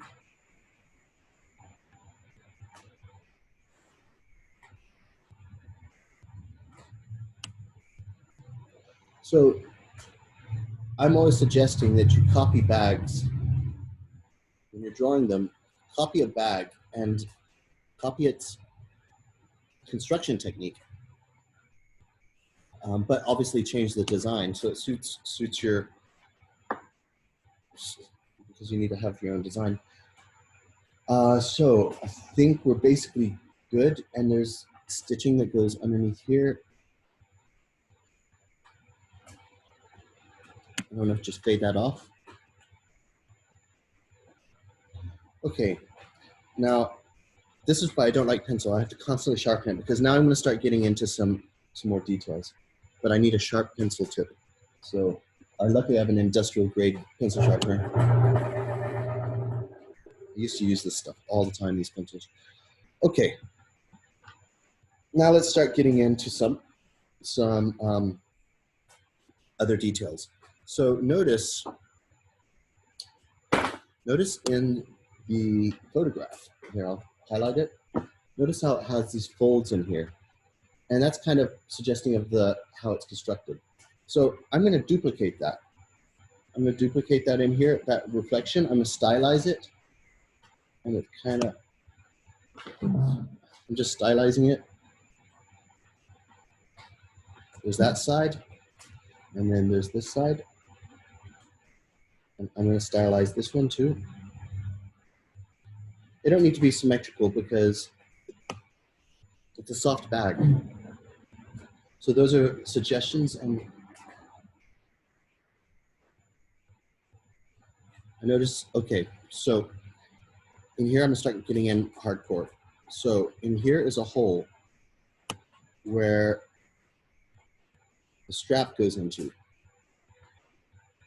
Okay, so I'm gonna, sorry about my hands in the way, but we're gonna fill that in. So we're starting to really understand how this bag works. Next is, I guess the next stage is to do some shading because we've got the basic line weight, the lines here. Let's start adding some details. Okay, shadows. Up here, you can use shadows to describe how things are layered. So I'm gonna try to do it here. It goes, so there's this one layer.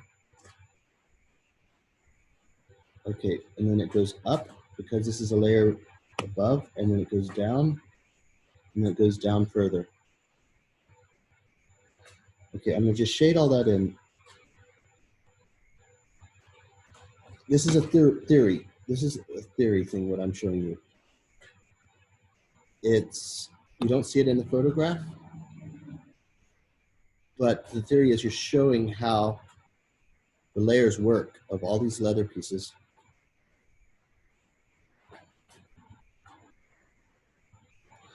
And you can see in my drawing how I've kind of really exaggerated that shadow to show the layers. As the strap tucks around,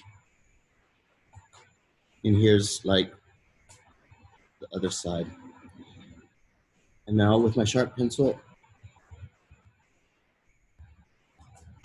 I'm going up to show, I went up with a dark line to show where that ends, where the strap ends. Okay, next, and notice there's a shadow inside of my graphic. So I'm gonna put that in. I'm stylizing it. And you see that shadow in there. I think my cursor's on it right now, so I'm gonna shade that in. It's just gonna help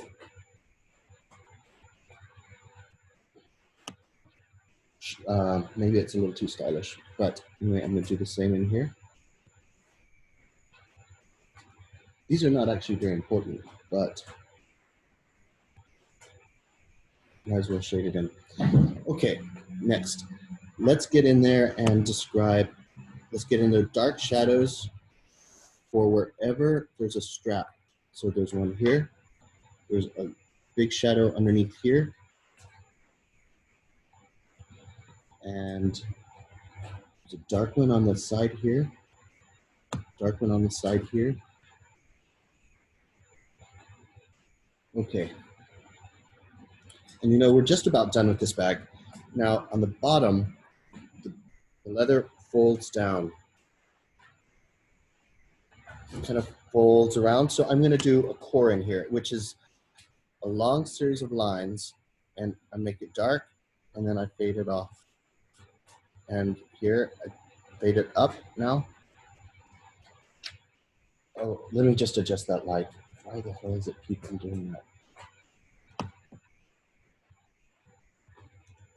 There, it's locked.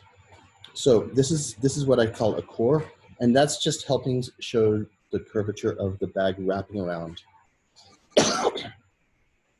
And I'll put a nice straight base in with a straight edge here for the bottom.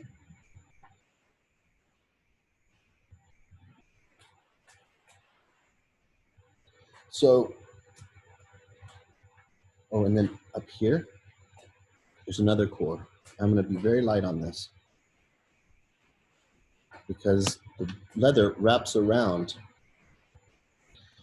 So there we have a basic Hermes bag. Looks like it's got a couple of D-rings there. I don't even know. I can't tell what it is. Don't forget underneath the bag, underneath the handle, dark line.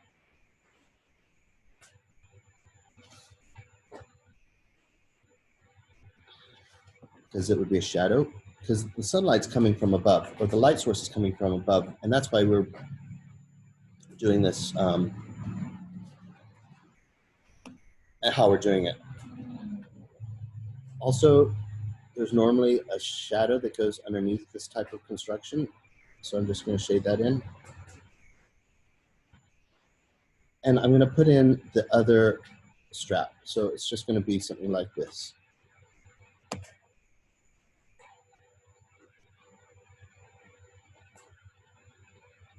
And I'm not even going to go to town on it because, number one, I messed it up a little bit, but number two, I really want to focus on this piece. Just a few little extras in here, how I think it could be constructed. And now finally, I'm going to pop the bag out by doing a dark outline around this bottom. I'm not going to use a straight edge because it's a soft bag. It goes up like this, and then fades up. Here, I'm not going to stop before you hit the strap. It goes over the top. There we go. There's that bag. And let's just add a little background because I really want to pop it off a little bit. So how I do is I line up the edge of my paper with my line and kind of eyeball it. Do a little something here. And there's my outline. There's my background and my outline around where the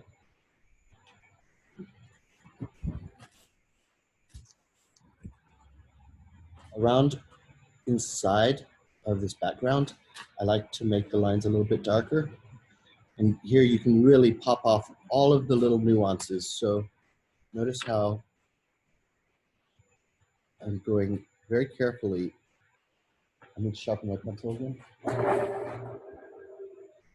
I'm going around all of the details.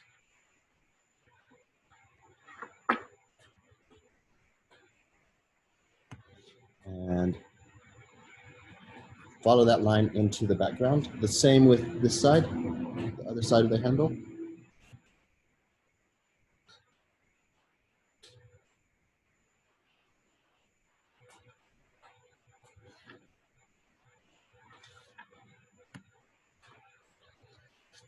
And maybe I just do some simple background stuff.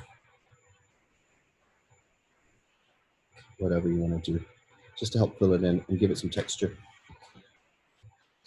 And I'm not gonna claim this as my own. I'm gonna say Hermes. I forgot what the name of this bag is. It's called the Hermes Kelly bag.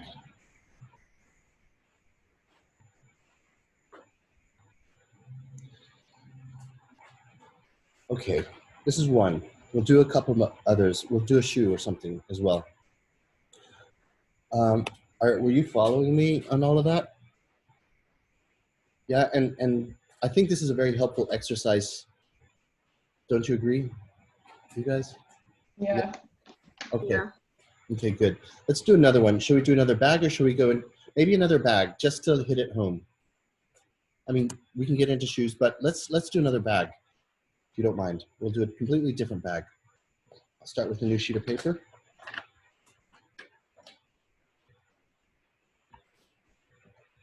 Okay, and I'll find a new bag.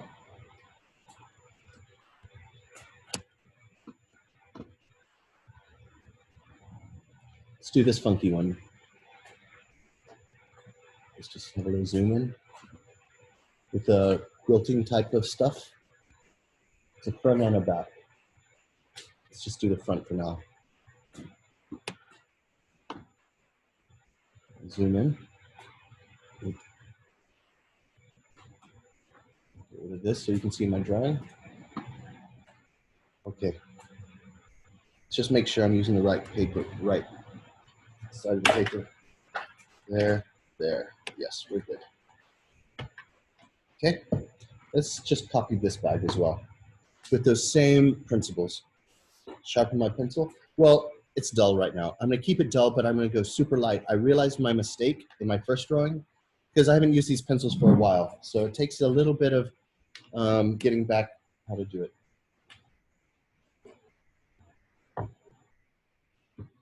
Okay. So I'm using the dull stuff, the dull side of my pencil because it's not going to, if you have it sharpened, it's going to make it much more clear. So I don't want this to be clear. I'm just going to do my simple baseline. And it's pretty much a box. So I'm going to start off with a box. Bring that down. Kind of gets a little wider at the end. I mean, at the bottom. So now I'm going to start very loosely. I'm going to start adding, you know, this type of bulge that happens at the bottom. And it really helps understand the softness of this bag. This is not as hard as that Hermes bag. So definitely no rulers on this one. Okay, and then so what happens is, okay, now notice, okay, put in a center line. Definitely you need a center line. Just really loose and light. Notice how there's this, oh, this thing goes way down. This thing goes way down here. I made a mistake. It goes way down here, and then it goes up here. But you want to make sure it's kind of parallel. So I'm going to draw just a little light line here because you want it to be even. And it kicks off at the edges. So basically, this is what it looks like. And it curves at the top, and then a little bit of a bow on the top here. So that's the basic shape of this bag. I guess behind there are these D-rings.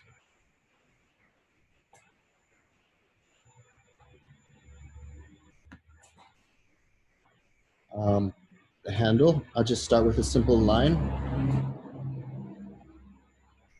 And I'll draw how it's constructed. So you've got to get in there a little bit and explain how it's built just with your lines. So I'm just copying what I see here.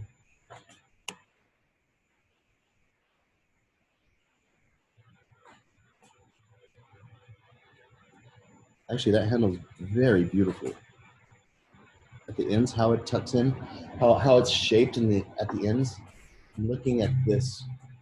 It doesn't even look like it's leather. It looks very manufactured. So here's my little rough bag. There's a strap that goes down the middle.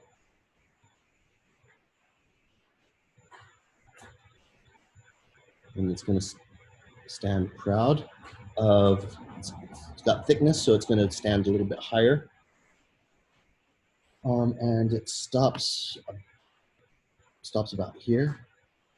And then you've got this aileron. thing going down. And I really don't want to draw this logo, but I'm going to anyway. Just a little bit. I'm just going to go really loose. The Y comes up into here, into the handle here, or into the closure. Y, the L is parallel. L goes straight across. And then the S wraps around all of this stuff. Okay. I'm not going to go crazy on that logo yet. There's a few things that I want to get into first. I'm going to get into these quilts. So I'm just going to draw lines, just roughly proportions. Trying to make them all about the same. I'm not counting them. I'm just roughing this in. So that's one side. I do want to try to make it as equal as possible. So here's my center line. So I'll try to attach that one. No, I don't even think it matters. I'm just going to draw them in.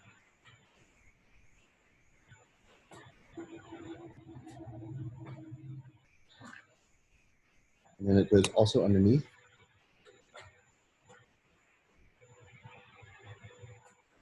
All very light. I'm still not going hard yet.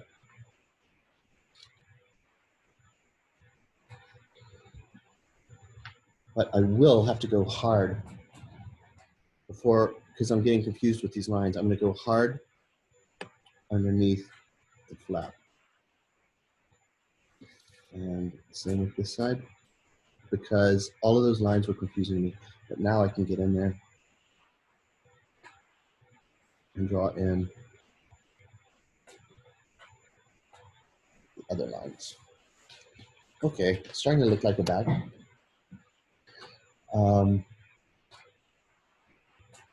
Okay, let's start to get into how this thing is attached. So now I'm looking at it, comes down straight. This is a pain in the neck, I tell you. Let's just be general on this. I'm not going to go crazy with how this is drawn. I'm just going to do something as simple as that. I don't want to get into that. That would be hard detail. And if I were to do this, really nicely, I might not do it in that drawing, but I would blow it up and put it into here. Maybe I'd draw it in a few minutes. Okay, let's get back to this bag. So what happens is this looks like it curves around. Now I'm starting to get a little bit harder. It looks like it curves around.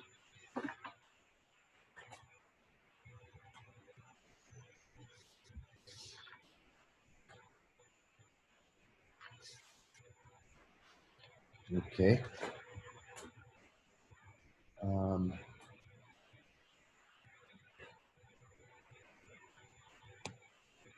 Just looking.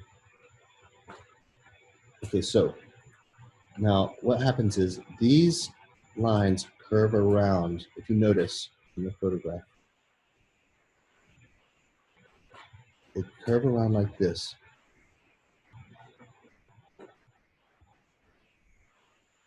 Because it shows a little curvature in that photo. And that just helps make it look like it's roundy at the top.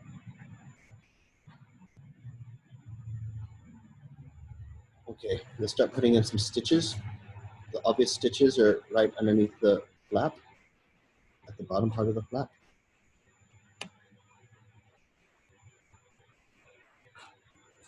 Goes all the way up here. The flap curves around there. Same with the other side.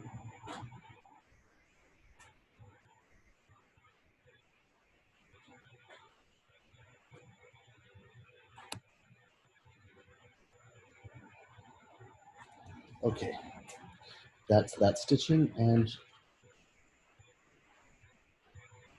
okay, since it's quilted, all of these lines are actually stitch lines. So we're just gonna have to get in there a little bit and just put in stitch lines in each one of these. Because if you put in a solid line, they're not going to realize that it's stitched. So this is part of explaining how this bag is built. So for homework, you guys, it would be great if you could draw 7 bags from life and implement what I'm talking about in terms of draw it so I could look at that bag and I could be like, oh, I understand how that's built. And I don't expect you to get it perfect on the first homework, but I think it's a good practice. You don't have to do all homework pieces of existing bags. You can do your own bag as well, but do at least a couple of bags that are in existence so you can really get that practice.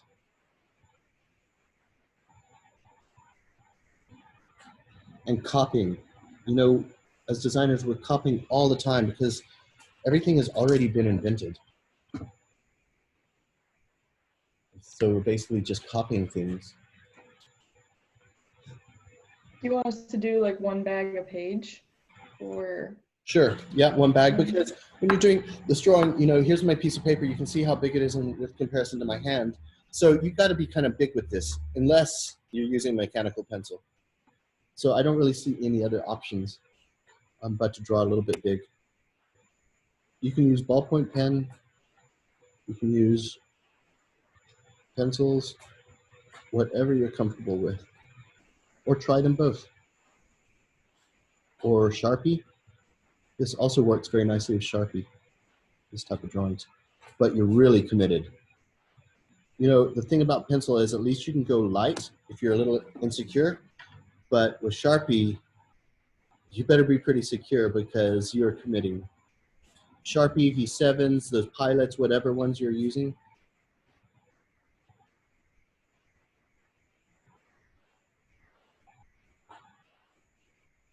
Maybe it'd be fun to try out different materials as far as different pens.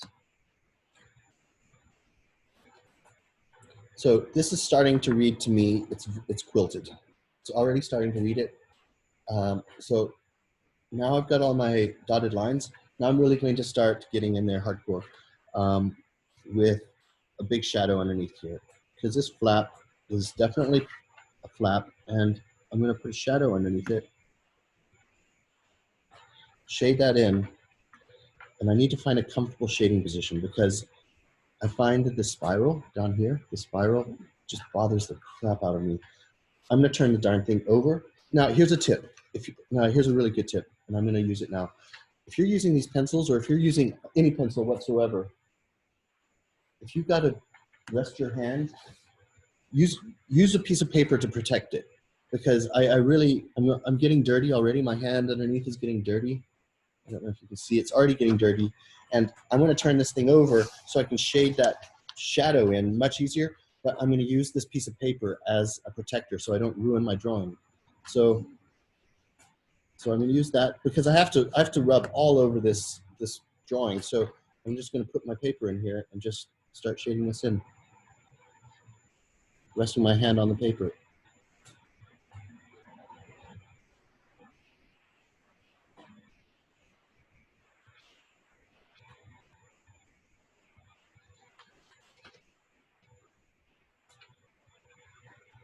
Now, if I had a ballpoint pen, I wouldn't have to worry about that.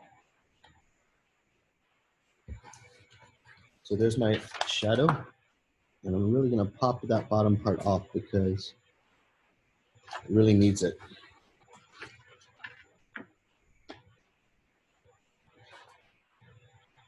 Try to shade neatly in a systematic format. Okay, next is the puffs. The puffs.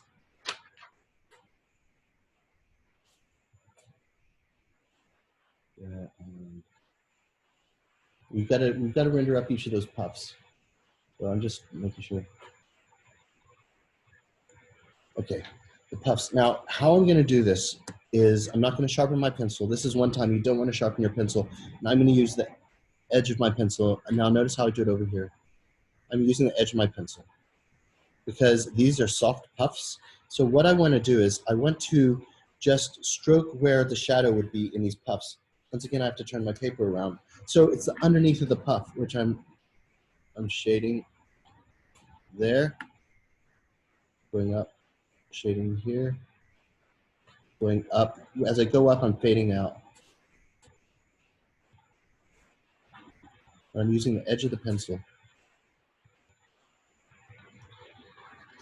That side, and now I'm going to do the other side. Remember doing the bottom of the puffs because that's where the shadow is going to be.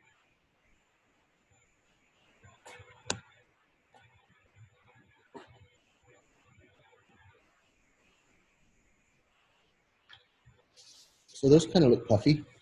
Don't worry that it's a black bag. I mean, if this is black, we'd have to pencil the heck out of it, but I'm not worrying about it being a black bag. Puffs, the bottom of the puffs.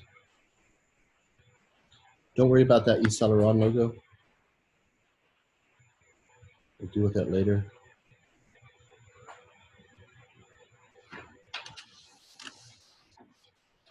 And finally, the other side of the flap.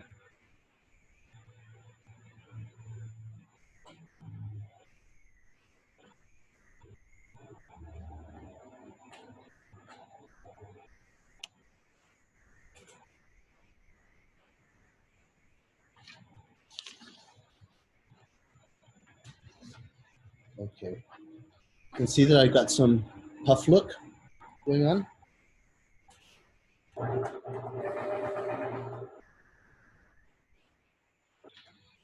Now I'm going to start getting into a few extra details. So what I'm going to do is, up here, I'm going to go hard outlines around the top of here, around each of the puffs.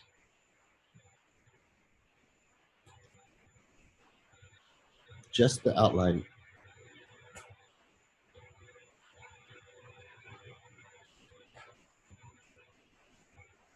And then this strap, here's the top of my strap. Bring that down. So I really do have to use paper, this paper, so I don't smear the crap out of my drawing. Now I'm going to do a thing called a core right in here. And we talked about a core just in the previous drawing. And it's a simple little shading technique like that, just to help give it a curve.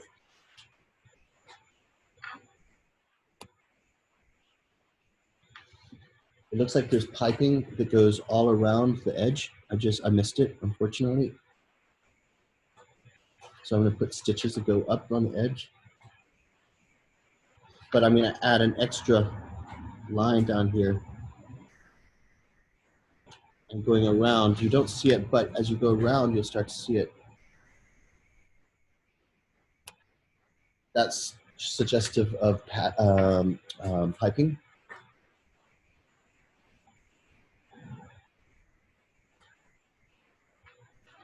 I'm going to do it on the bottom here. You barely see it. Okay. Next is the Yves Saint Laurent logo, which I'm not looking forward to, but I'm going to do it. I'm just going to rough this in. I need a sharp pencil for this.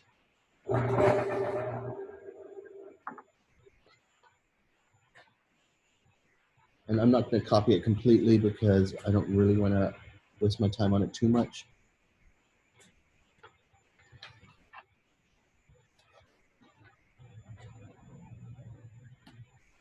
Oh, my lead broke.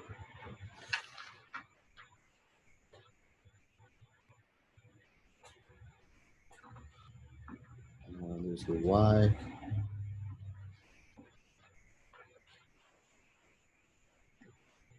They know what their logo looks like. You don't need to go to town on it.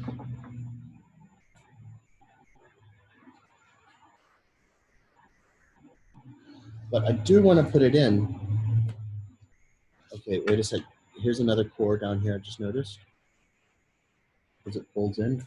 And then here, it's dark. And then as it goes up, it starts to reflect. And there's a stitch line that goes here. Notice how the shading that I'm doing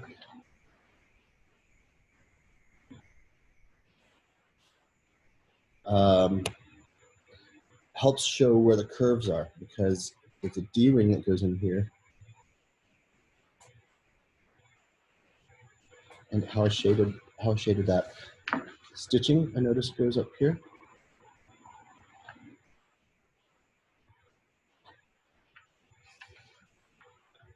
Okay, and here I get a little bit, there's going to be a shadow cast underneath all of this.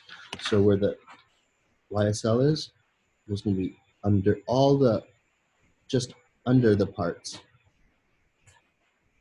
If you notice carefully, I'm just going underneath parts because it would cast a shadow on the bag. This could be a white bag. So I'm putting in shadows.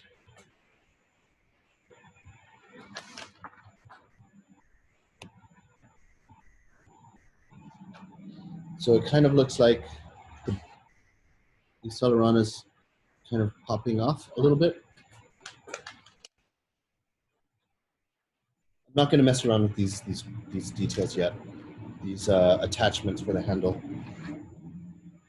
But I am going to sort out this bottom part. So I'm going to say this is uber black down here.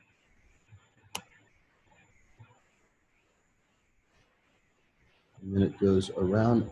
I'm going to make this line uber black.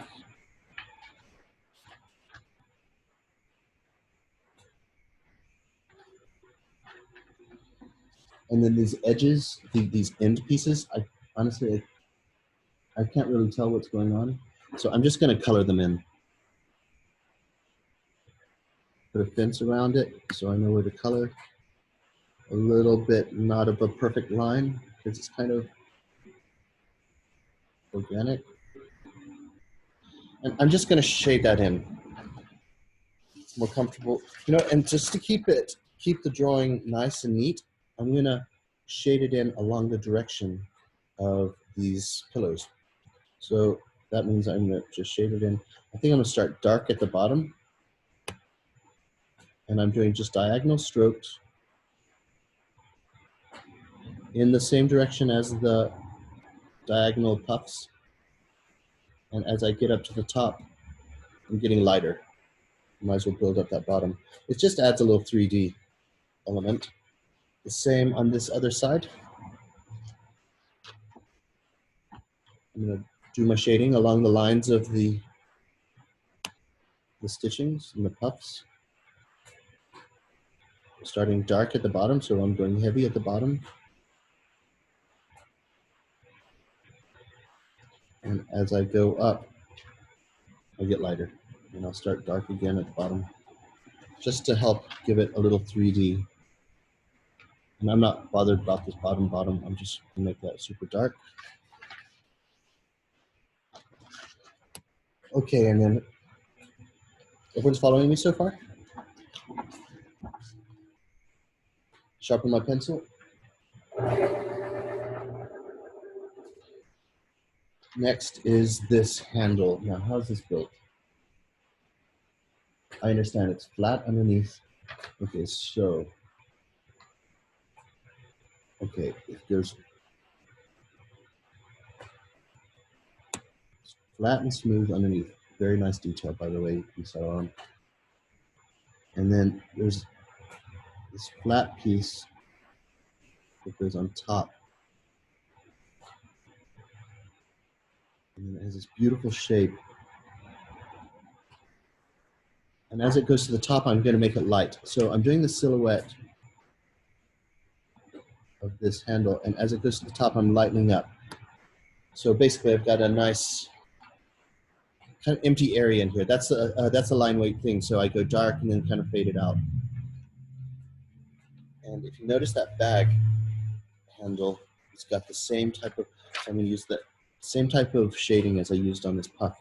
So this is risky. I don't know how it's going to work, but I'm just going to use the edge of my pencil. Being careful because I'm not very in control of the edge of the pencil like this, but I'm using the edge. I'm not using the tip. And that looks kind of cool. And now I'm going to just fade it in because the top is going to be the most reflective. So then we've got that handle, and I guess down here needs some extra. And that line's a little obnoxious, so I'm just going to mellow it out because it shouldn't be that bright. Okay, well, there's my Celeron bag. I'll do a different background this time, and I'll deal with this stuff later. Actually, no, let me just at least do a D-ring. And at least a D-ring here.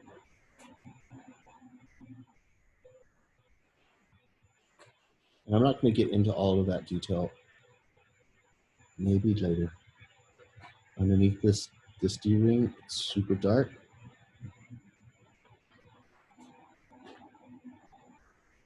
And underneath each one of these clasps or other D-rings, it's going to be dark.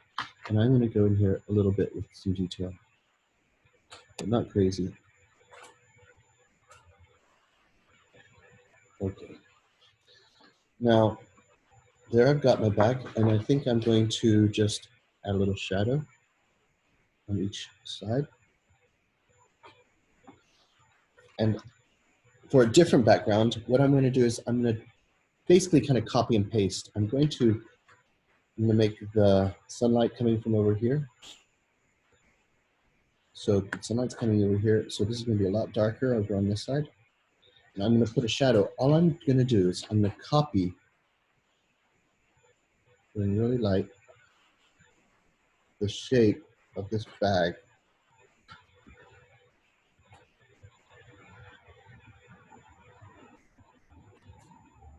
Just loosely. You don't need to go crazy. And you'll see a little bit of it in here.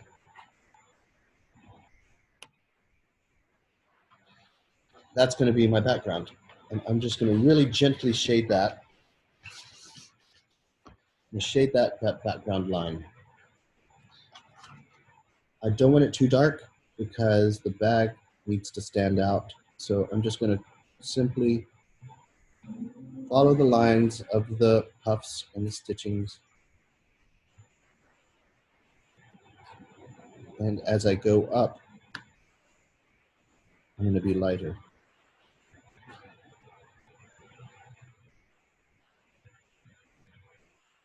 Okay, I don't care so much, but I do care about the bottom of this because it kind of looks cool how I did that. And I guess I'm just going to shade it once again in the same direction as those puffs.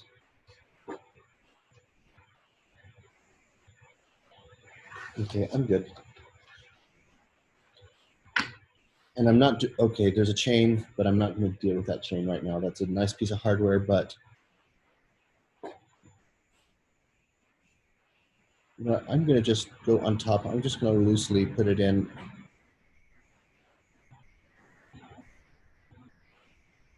Just for fun, but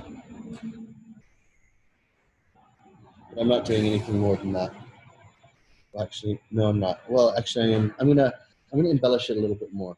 I'm simplifying that chain. It looks like there's a bunch of ovals. I purposely want this to be not the focus. I want the bag to be the focus, but I'm just trying to recreate the look of that. So it looks like there's a chain here with some simplification of the chain.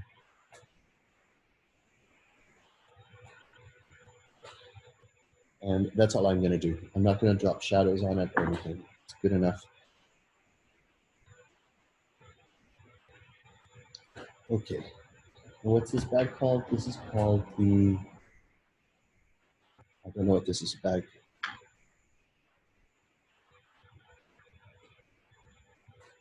YSL bag.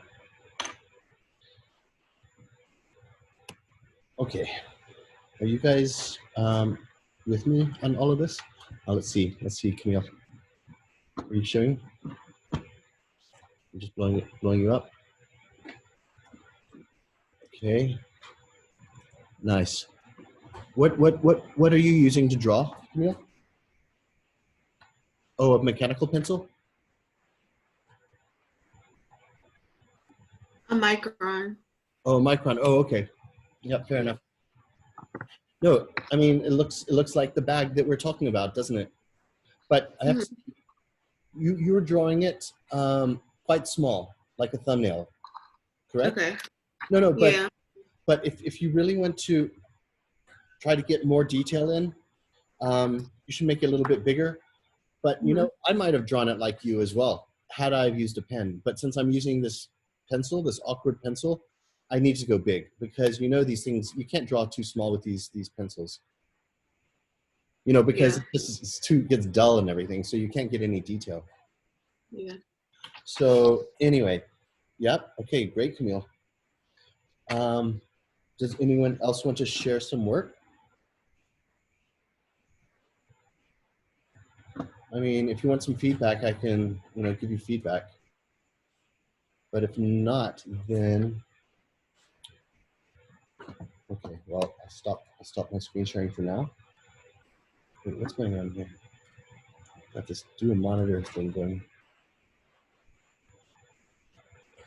Okay. So is that helpful? Is that helpful? Are these bags helpful for you guys, or hello? Yeah, I think so. Yeah. It's Yeah, helpful definitely. with the line weight and everything. Yeah. It might be a little boring drawing these existing bags, but I think it's a good training. Yeah, I agree. It's very helpful. Okay.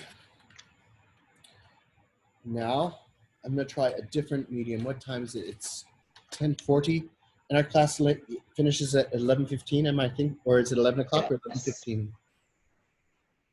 This time I'm going to do a different. I'm going to do a different bag, but I'm going to do it in ballpoint pen to show you the difference. And I really do prefer ballpoint pen because just using this again after years, like, hold on, let me wash my hands because they're all dirty from the stupid pencil.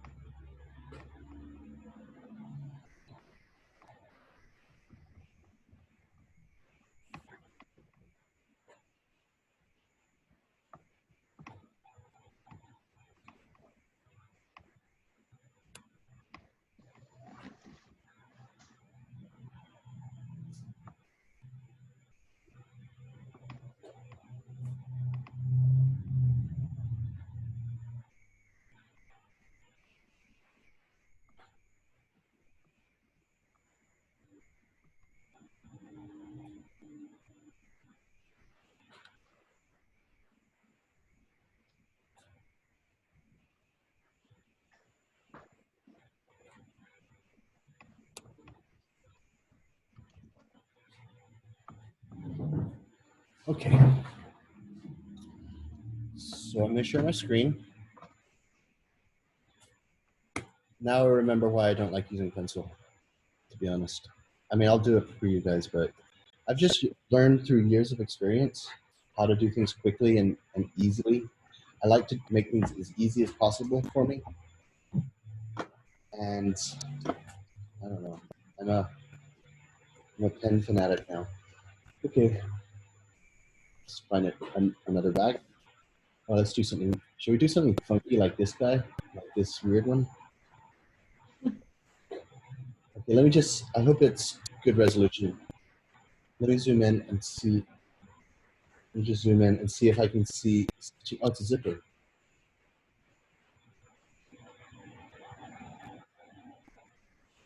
All right, let's do this. I mean, we're going to jump in. Let me just see what my other options are.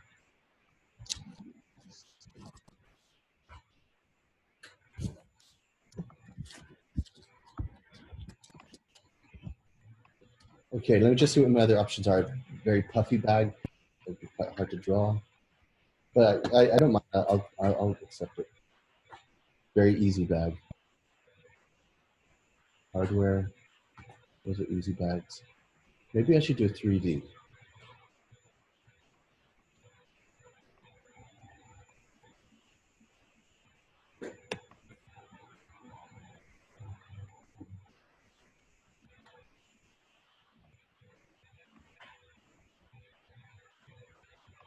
Maybe a 3D bag. And I'll show you how I do this. But flat views are just the easiest. But you need to get into 3D as well. So what about, do you have a preference? I mean, I'm thinking about something like this or a little too easy. Didn't I see a 3D? Hold on, zoom out.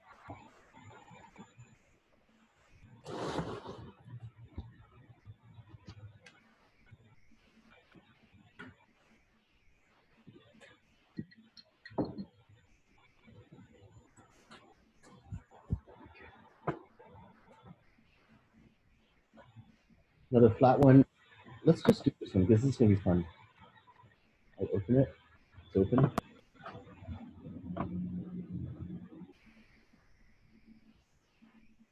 Okay. Now what is this bag called?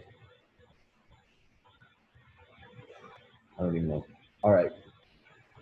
All right. It's not great resolution, and honestly, this white area. At first, I thought it was a handle or a hole, but it's not. It's a logo. So I don't see exactly what this bag is, but I'm just gonna wing it. Okay.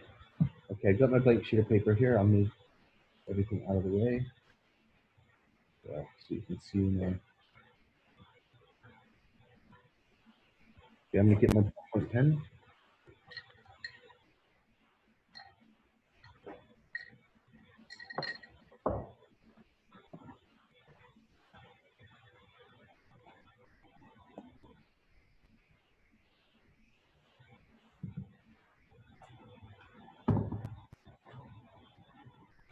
Okay, simple ballpoint pen. Let me rotate this so you can see me drawing.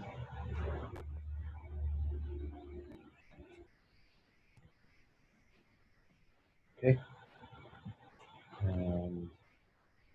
There's the background I draw. Okay. Okay, now I'm in my comfort zone with this pen. So it's not even a square. I'm just gonna make it look as rough as it is, kind of fading off there, kind of cuts in, and it gets wide at the bottom. So I'm very light, by the way. You can't see it on the camera. I can't see it on the camera either because I'm going super light. And I'm just tracing the basic proportions of this thing.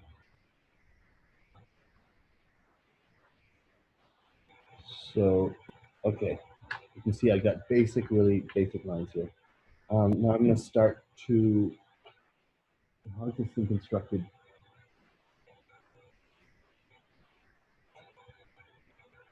I don't really know how this is constructed, but it's got something like this. Firstly, a zipper on the top. So I'm going to put in a zipper suggestion and another zipper suggestion on the end. And it's got this shape that kind of comes up, out, around, underneath. And I think the same happens on this side, except there's a lot of folds and stuff that are hiding, kind of folds underneath here. Okay, and then I guess there's a shape that comes in here. And then the logo is here. And then we've got a strap that attaches here, and it goes behind. Same here. So I'll deal with those in a second. But now let me start to get some of the nuances of this bag. So I'm going to start making kind of straightish lines about how it folds in. And this is the edge. This is the only clean straight edge I have. And it curves around here. And then under here is like crazy mayhem, but I'm gonna worry about that later. I'm not gonna make this exactly like the photograph. I'm just trying to get the vibes. And then there's this part that comes in.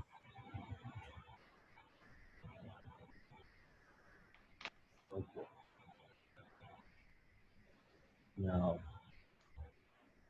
and there's this huge wrinkly stuff that goes in here, and so I'm just kind of trying to just loosely put it in, trying to get those folds. It's very abstract right now.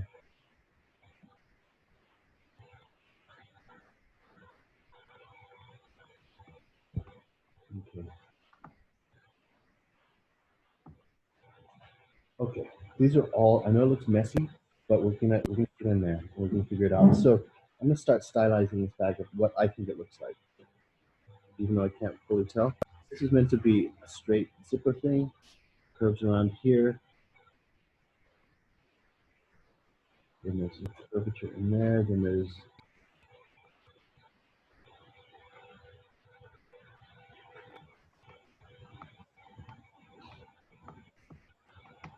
folds and what have you going on in here. There. I'm going to make this. This is a definite feature. Got this piping that goes all the way up. Same here. Now, this is a challenging bag.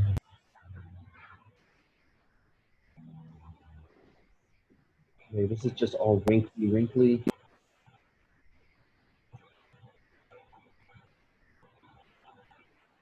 And I'm going to leave that for now. I'm going to put in the zipper detail, so there's a little bit of 3D. And so what I'm going to do is I'm just hinting at zipper. I'm just putting in tiny little kind of strokes to show it's a zipper.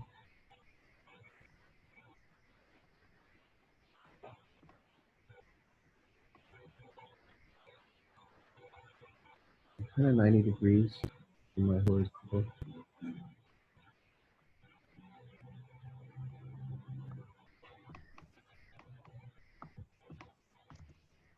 Okay. So that kind of looks like a zipper. I might be able to zoom in. Zoom. Oh, here is it. I can't make it bigger.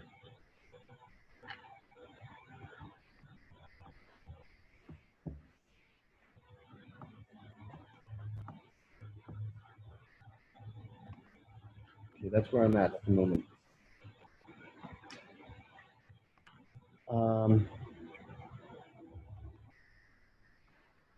Okay. Notice here, over here on the photograph, there's this piece, and so I'm gonna pop that out on here, on the other side, just to help show how this thing is constructed.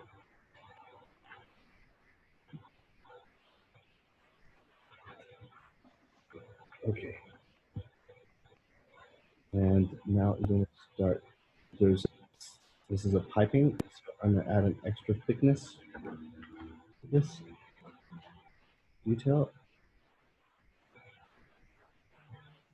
Yeah, this is reminding me of the days when I was in Italy. I don't know why I'm being Italian vibes, because this is an Italian bag. Okay, then it looks like it's stitched on either side, so I'm going to just put in stitches on either side of this piping. I don't know how that works.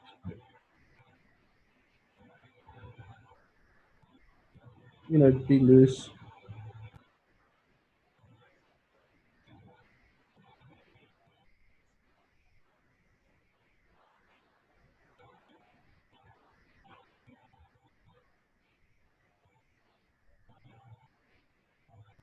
right as you start putting stitching in, the bag starts to come alive.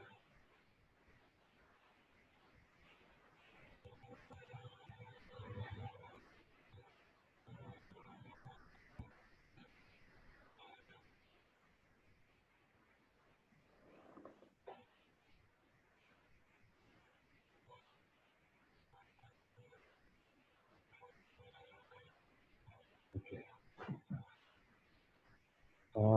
Next, let's start getting in some of these details. So, I mean, okay, I got the stitching. It's all basically pretty good. I'm starting to get into the shadows. And so what I'm trying to do, and I mean shadows, all these folds, these crazy folds. I'm just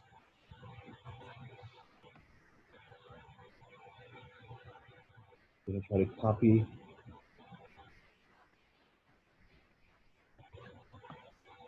Now, I completely ruin it with this, but I'm gonna just start shading in very light where the shadows are. Fortunately, it's a black bag, so it's hard to see where the shadows are, but I kind of get an idea.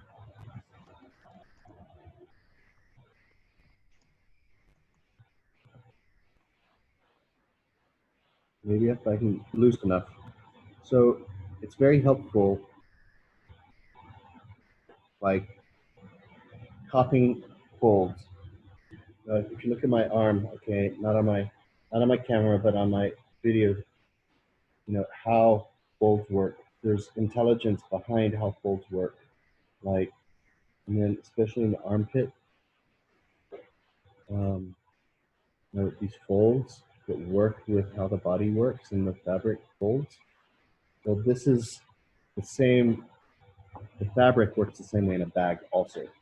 Unfortunately for us, this particular bag is just crazy inside here, and so it doesn't have those traditional functions like what you'd normally see in a bag that's more constructed. This part inside here is not constructed, as far as I'm concerned. So I'm just gonna just style this stuff out. If I had black piece of paper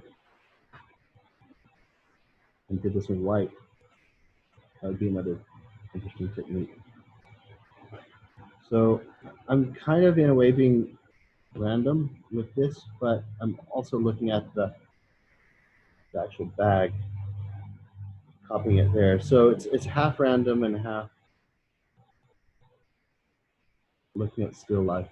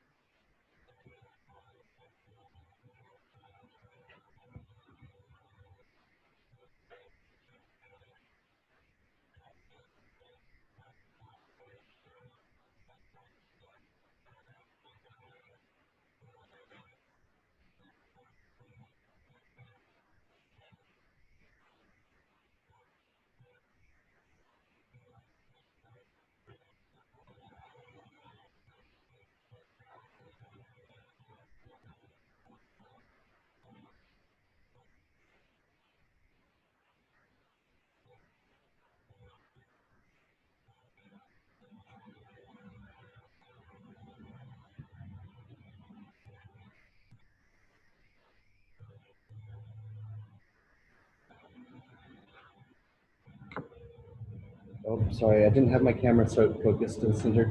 Please tell me if if you can't see what's going on.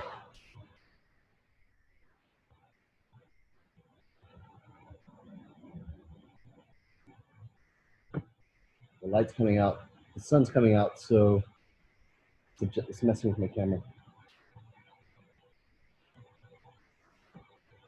Okay, so that's where I'm at the moment.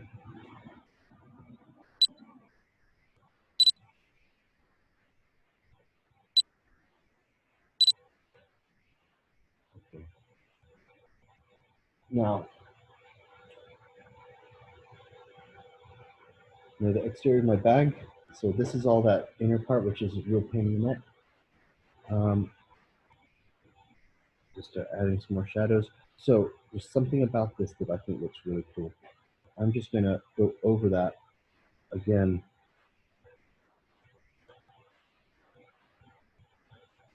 Because it looks really interesting for me. And now I'm gonna do, even though the bag itself, the photograph, is not exactly the same, I'm gonna try to copy something about that side that I like, and I'm gonna do it on this side. Because when you're drawing these bags, you don't necessarily have to copy it directly. You can add your own,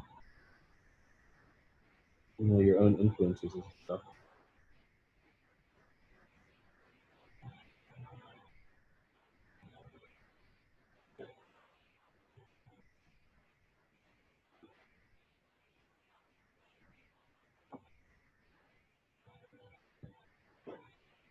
It's kind of like you're interpreting the photo.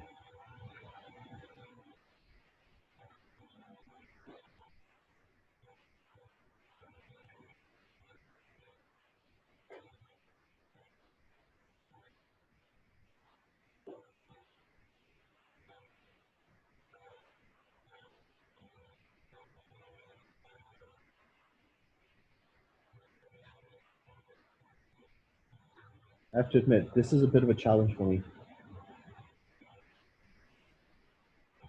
Okay, I see there's stitching lines that go underneath here.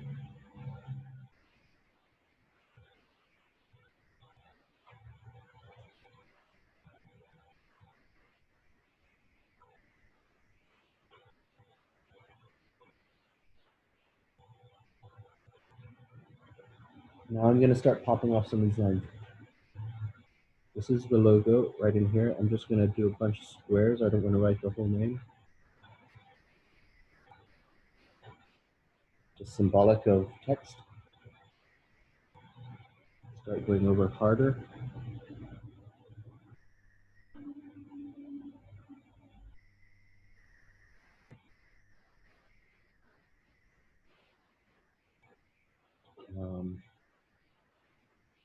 And the strap. So the strap kind of does this. Make it nice and smooth.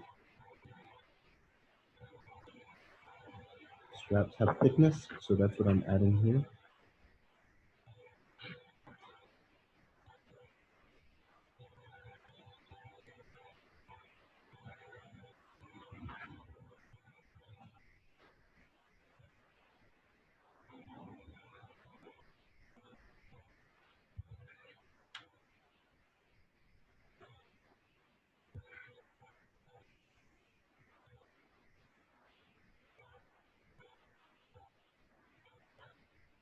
The back part of the strap.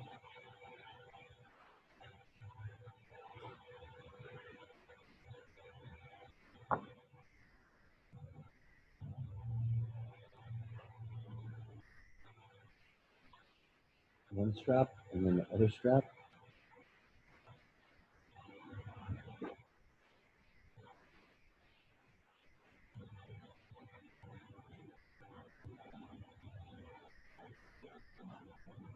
Notice how the strap has 3D.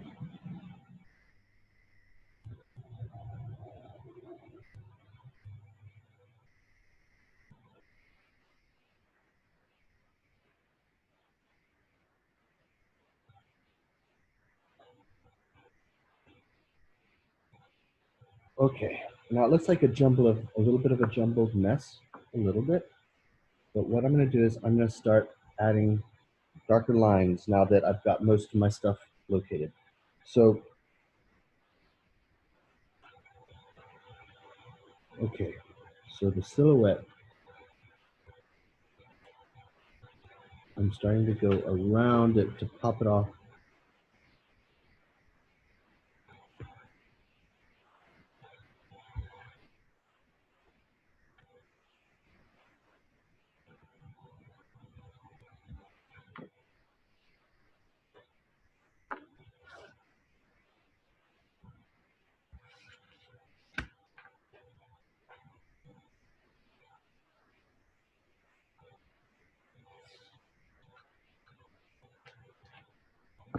in certain areas, like around the piping.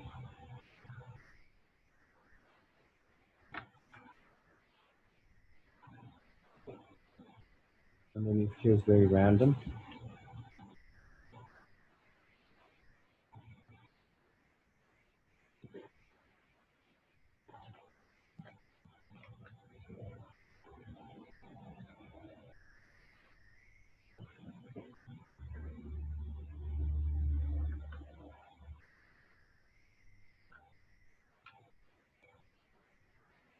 But I am going around the bag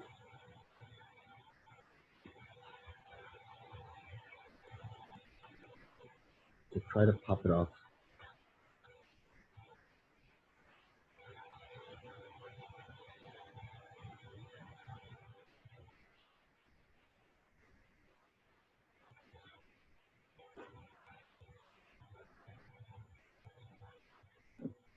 There might be a shadow here.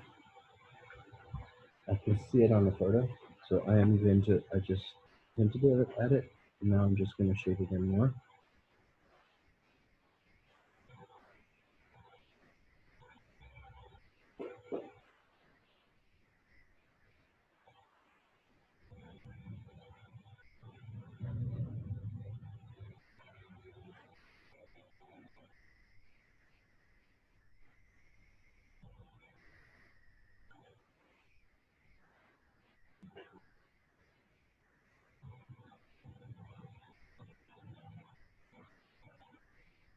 Few more shadowy things that I see in the bag itself.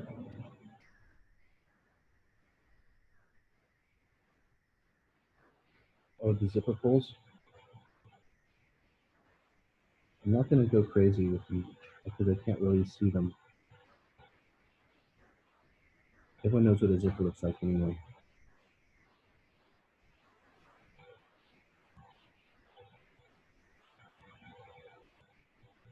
My zipper pulls, a little bit darker underneath.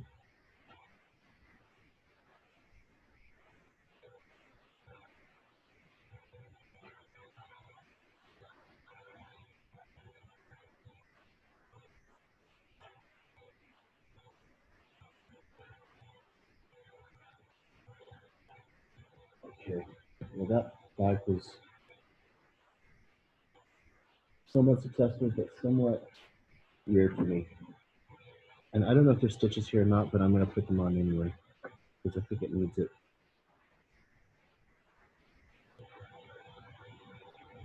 And there's definitely stitching around this logo.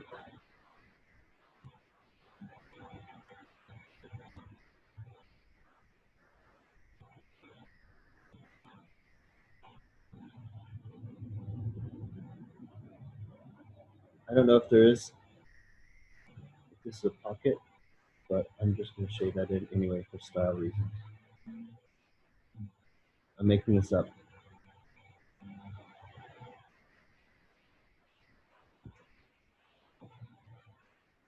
Okay. So basically, I'm going to have to call this one quits because I can't see really what's in the photo. But I'm going to do the underside of this piping, because piping has 3 dimensions. There's also shadow in the piping.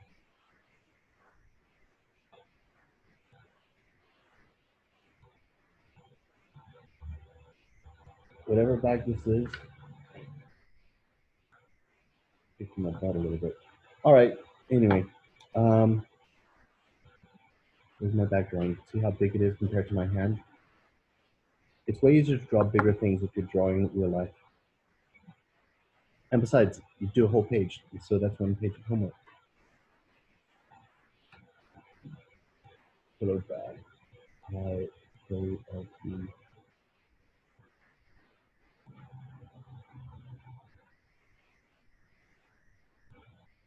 Pillow bag. I-K-L-P. Jumbo. Super jumbo.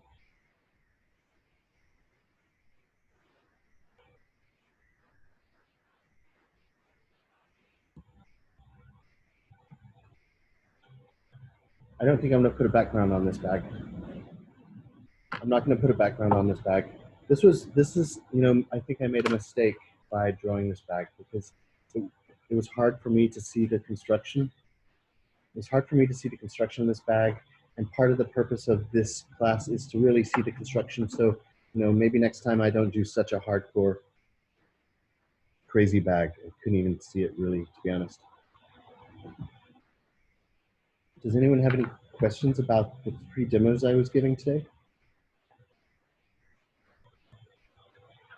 Okay. So for homework, okay, next week we're going to work on Thursday we're going to start working on shoes.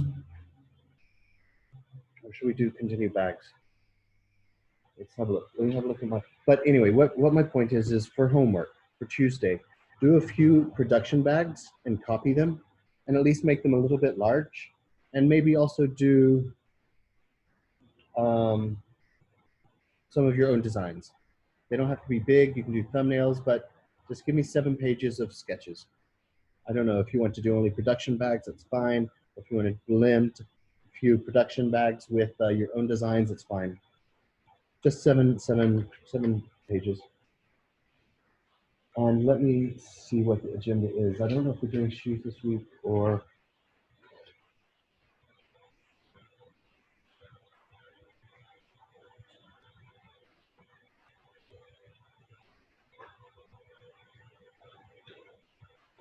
We've missed a lot of people today, so I think we're going to do bags again tomorrow. I mean, sorry, Thursday. So we'll do bags, and then the following week we'll start getting into shoes.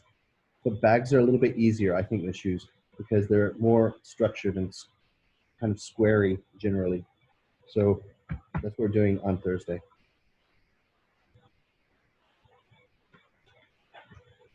Okay. Any questions or comments or requests or anything?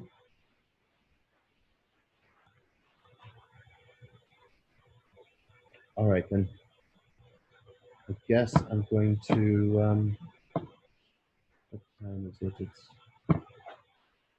about 5 minutes left.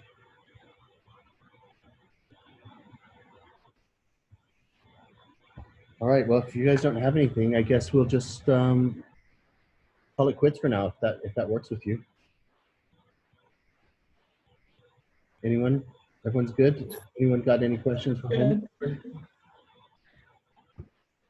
Okay. In that case, if you're all good, I hope you followed my, I'm going to upload this, but it takes me a few hours and it'll only be this evening that I can upload it, okay?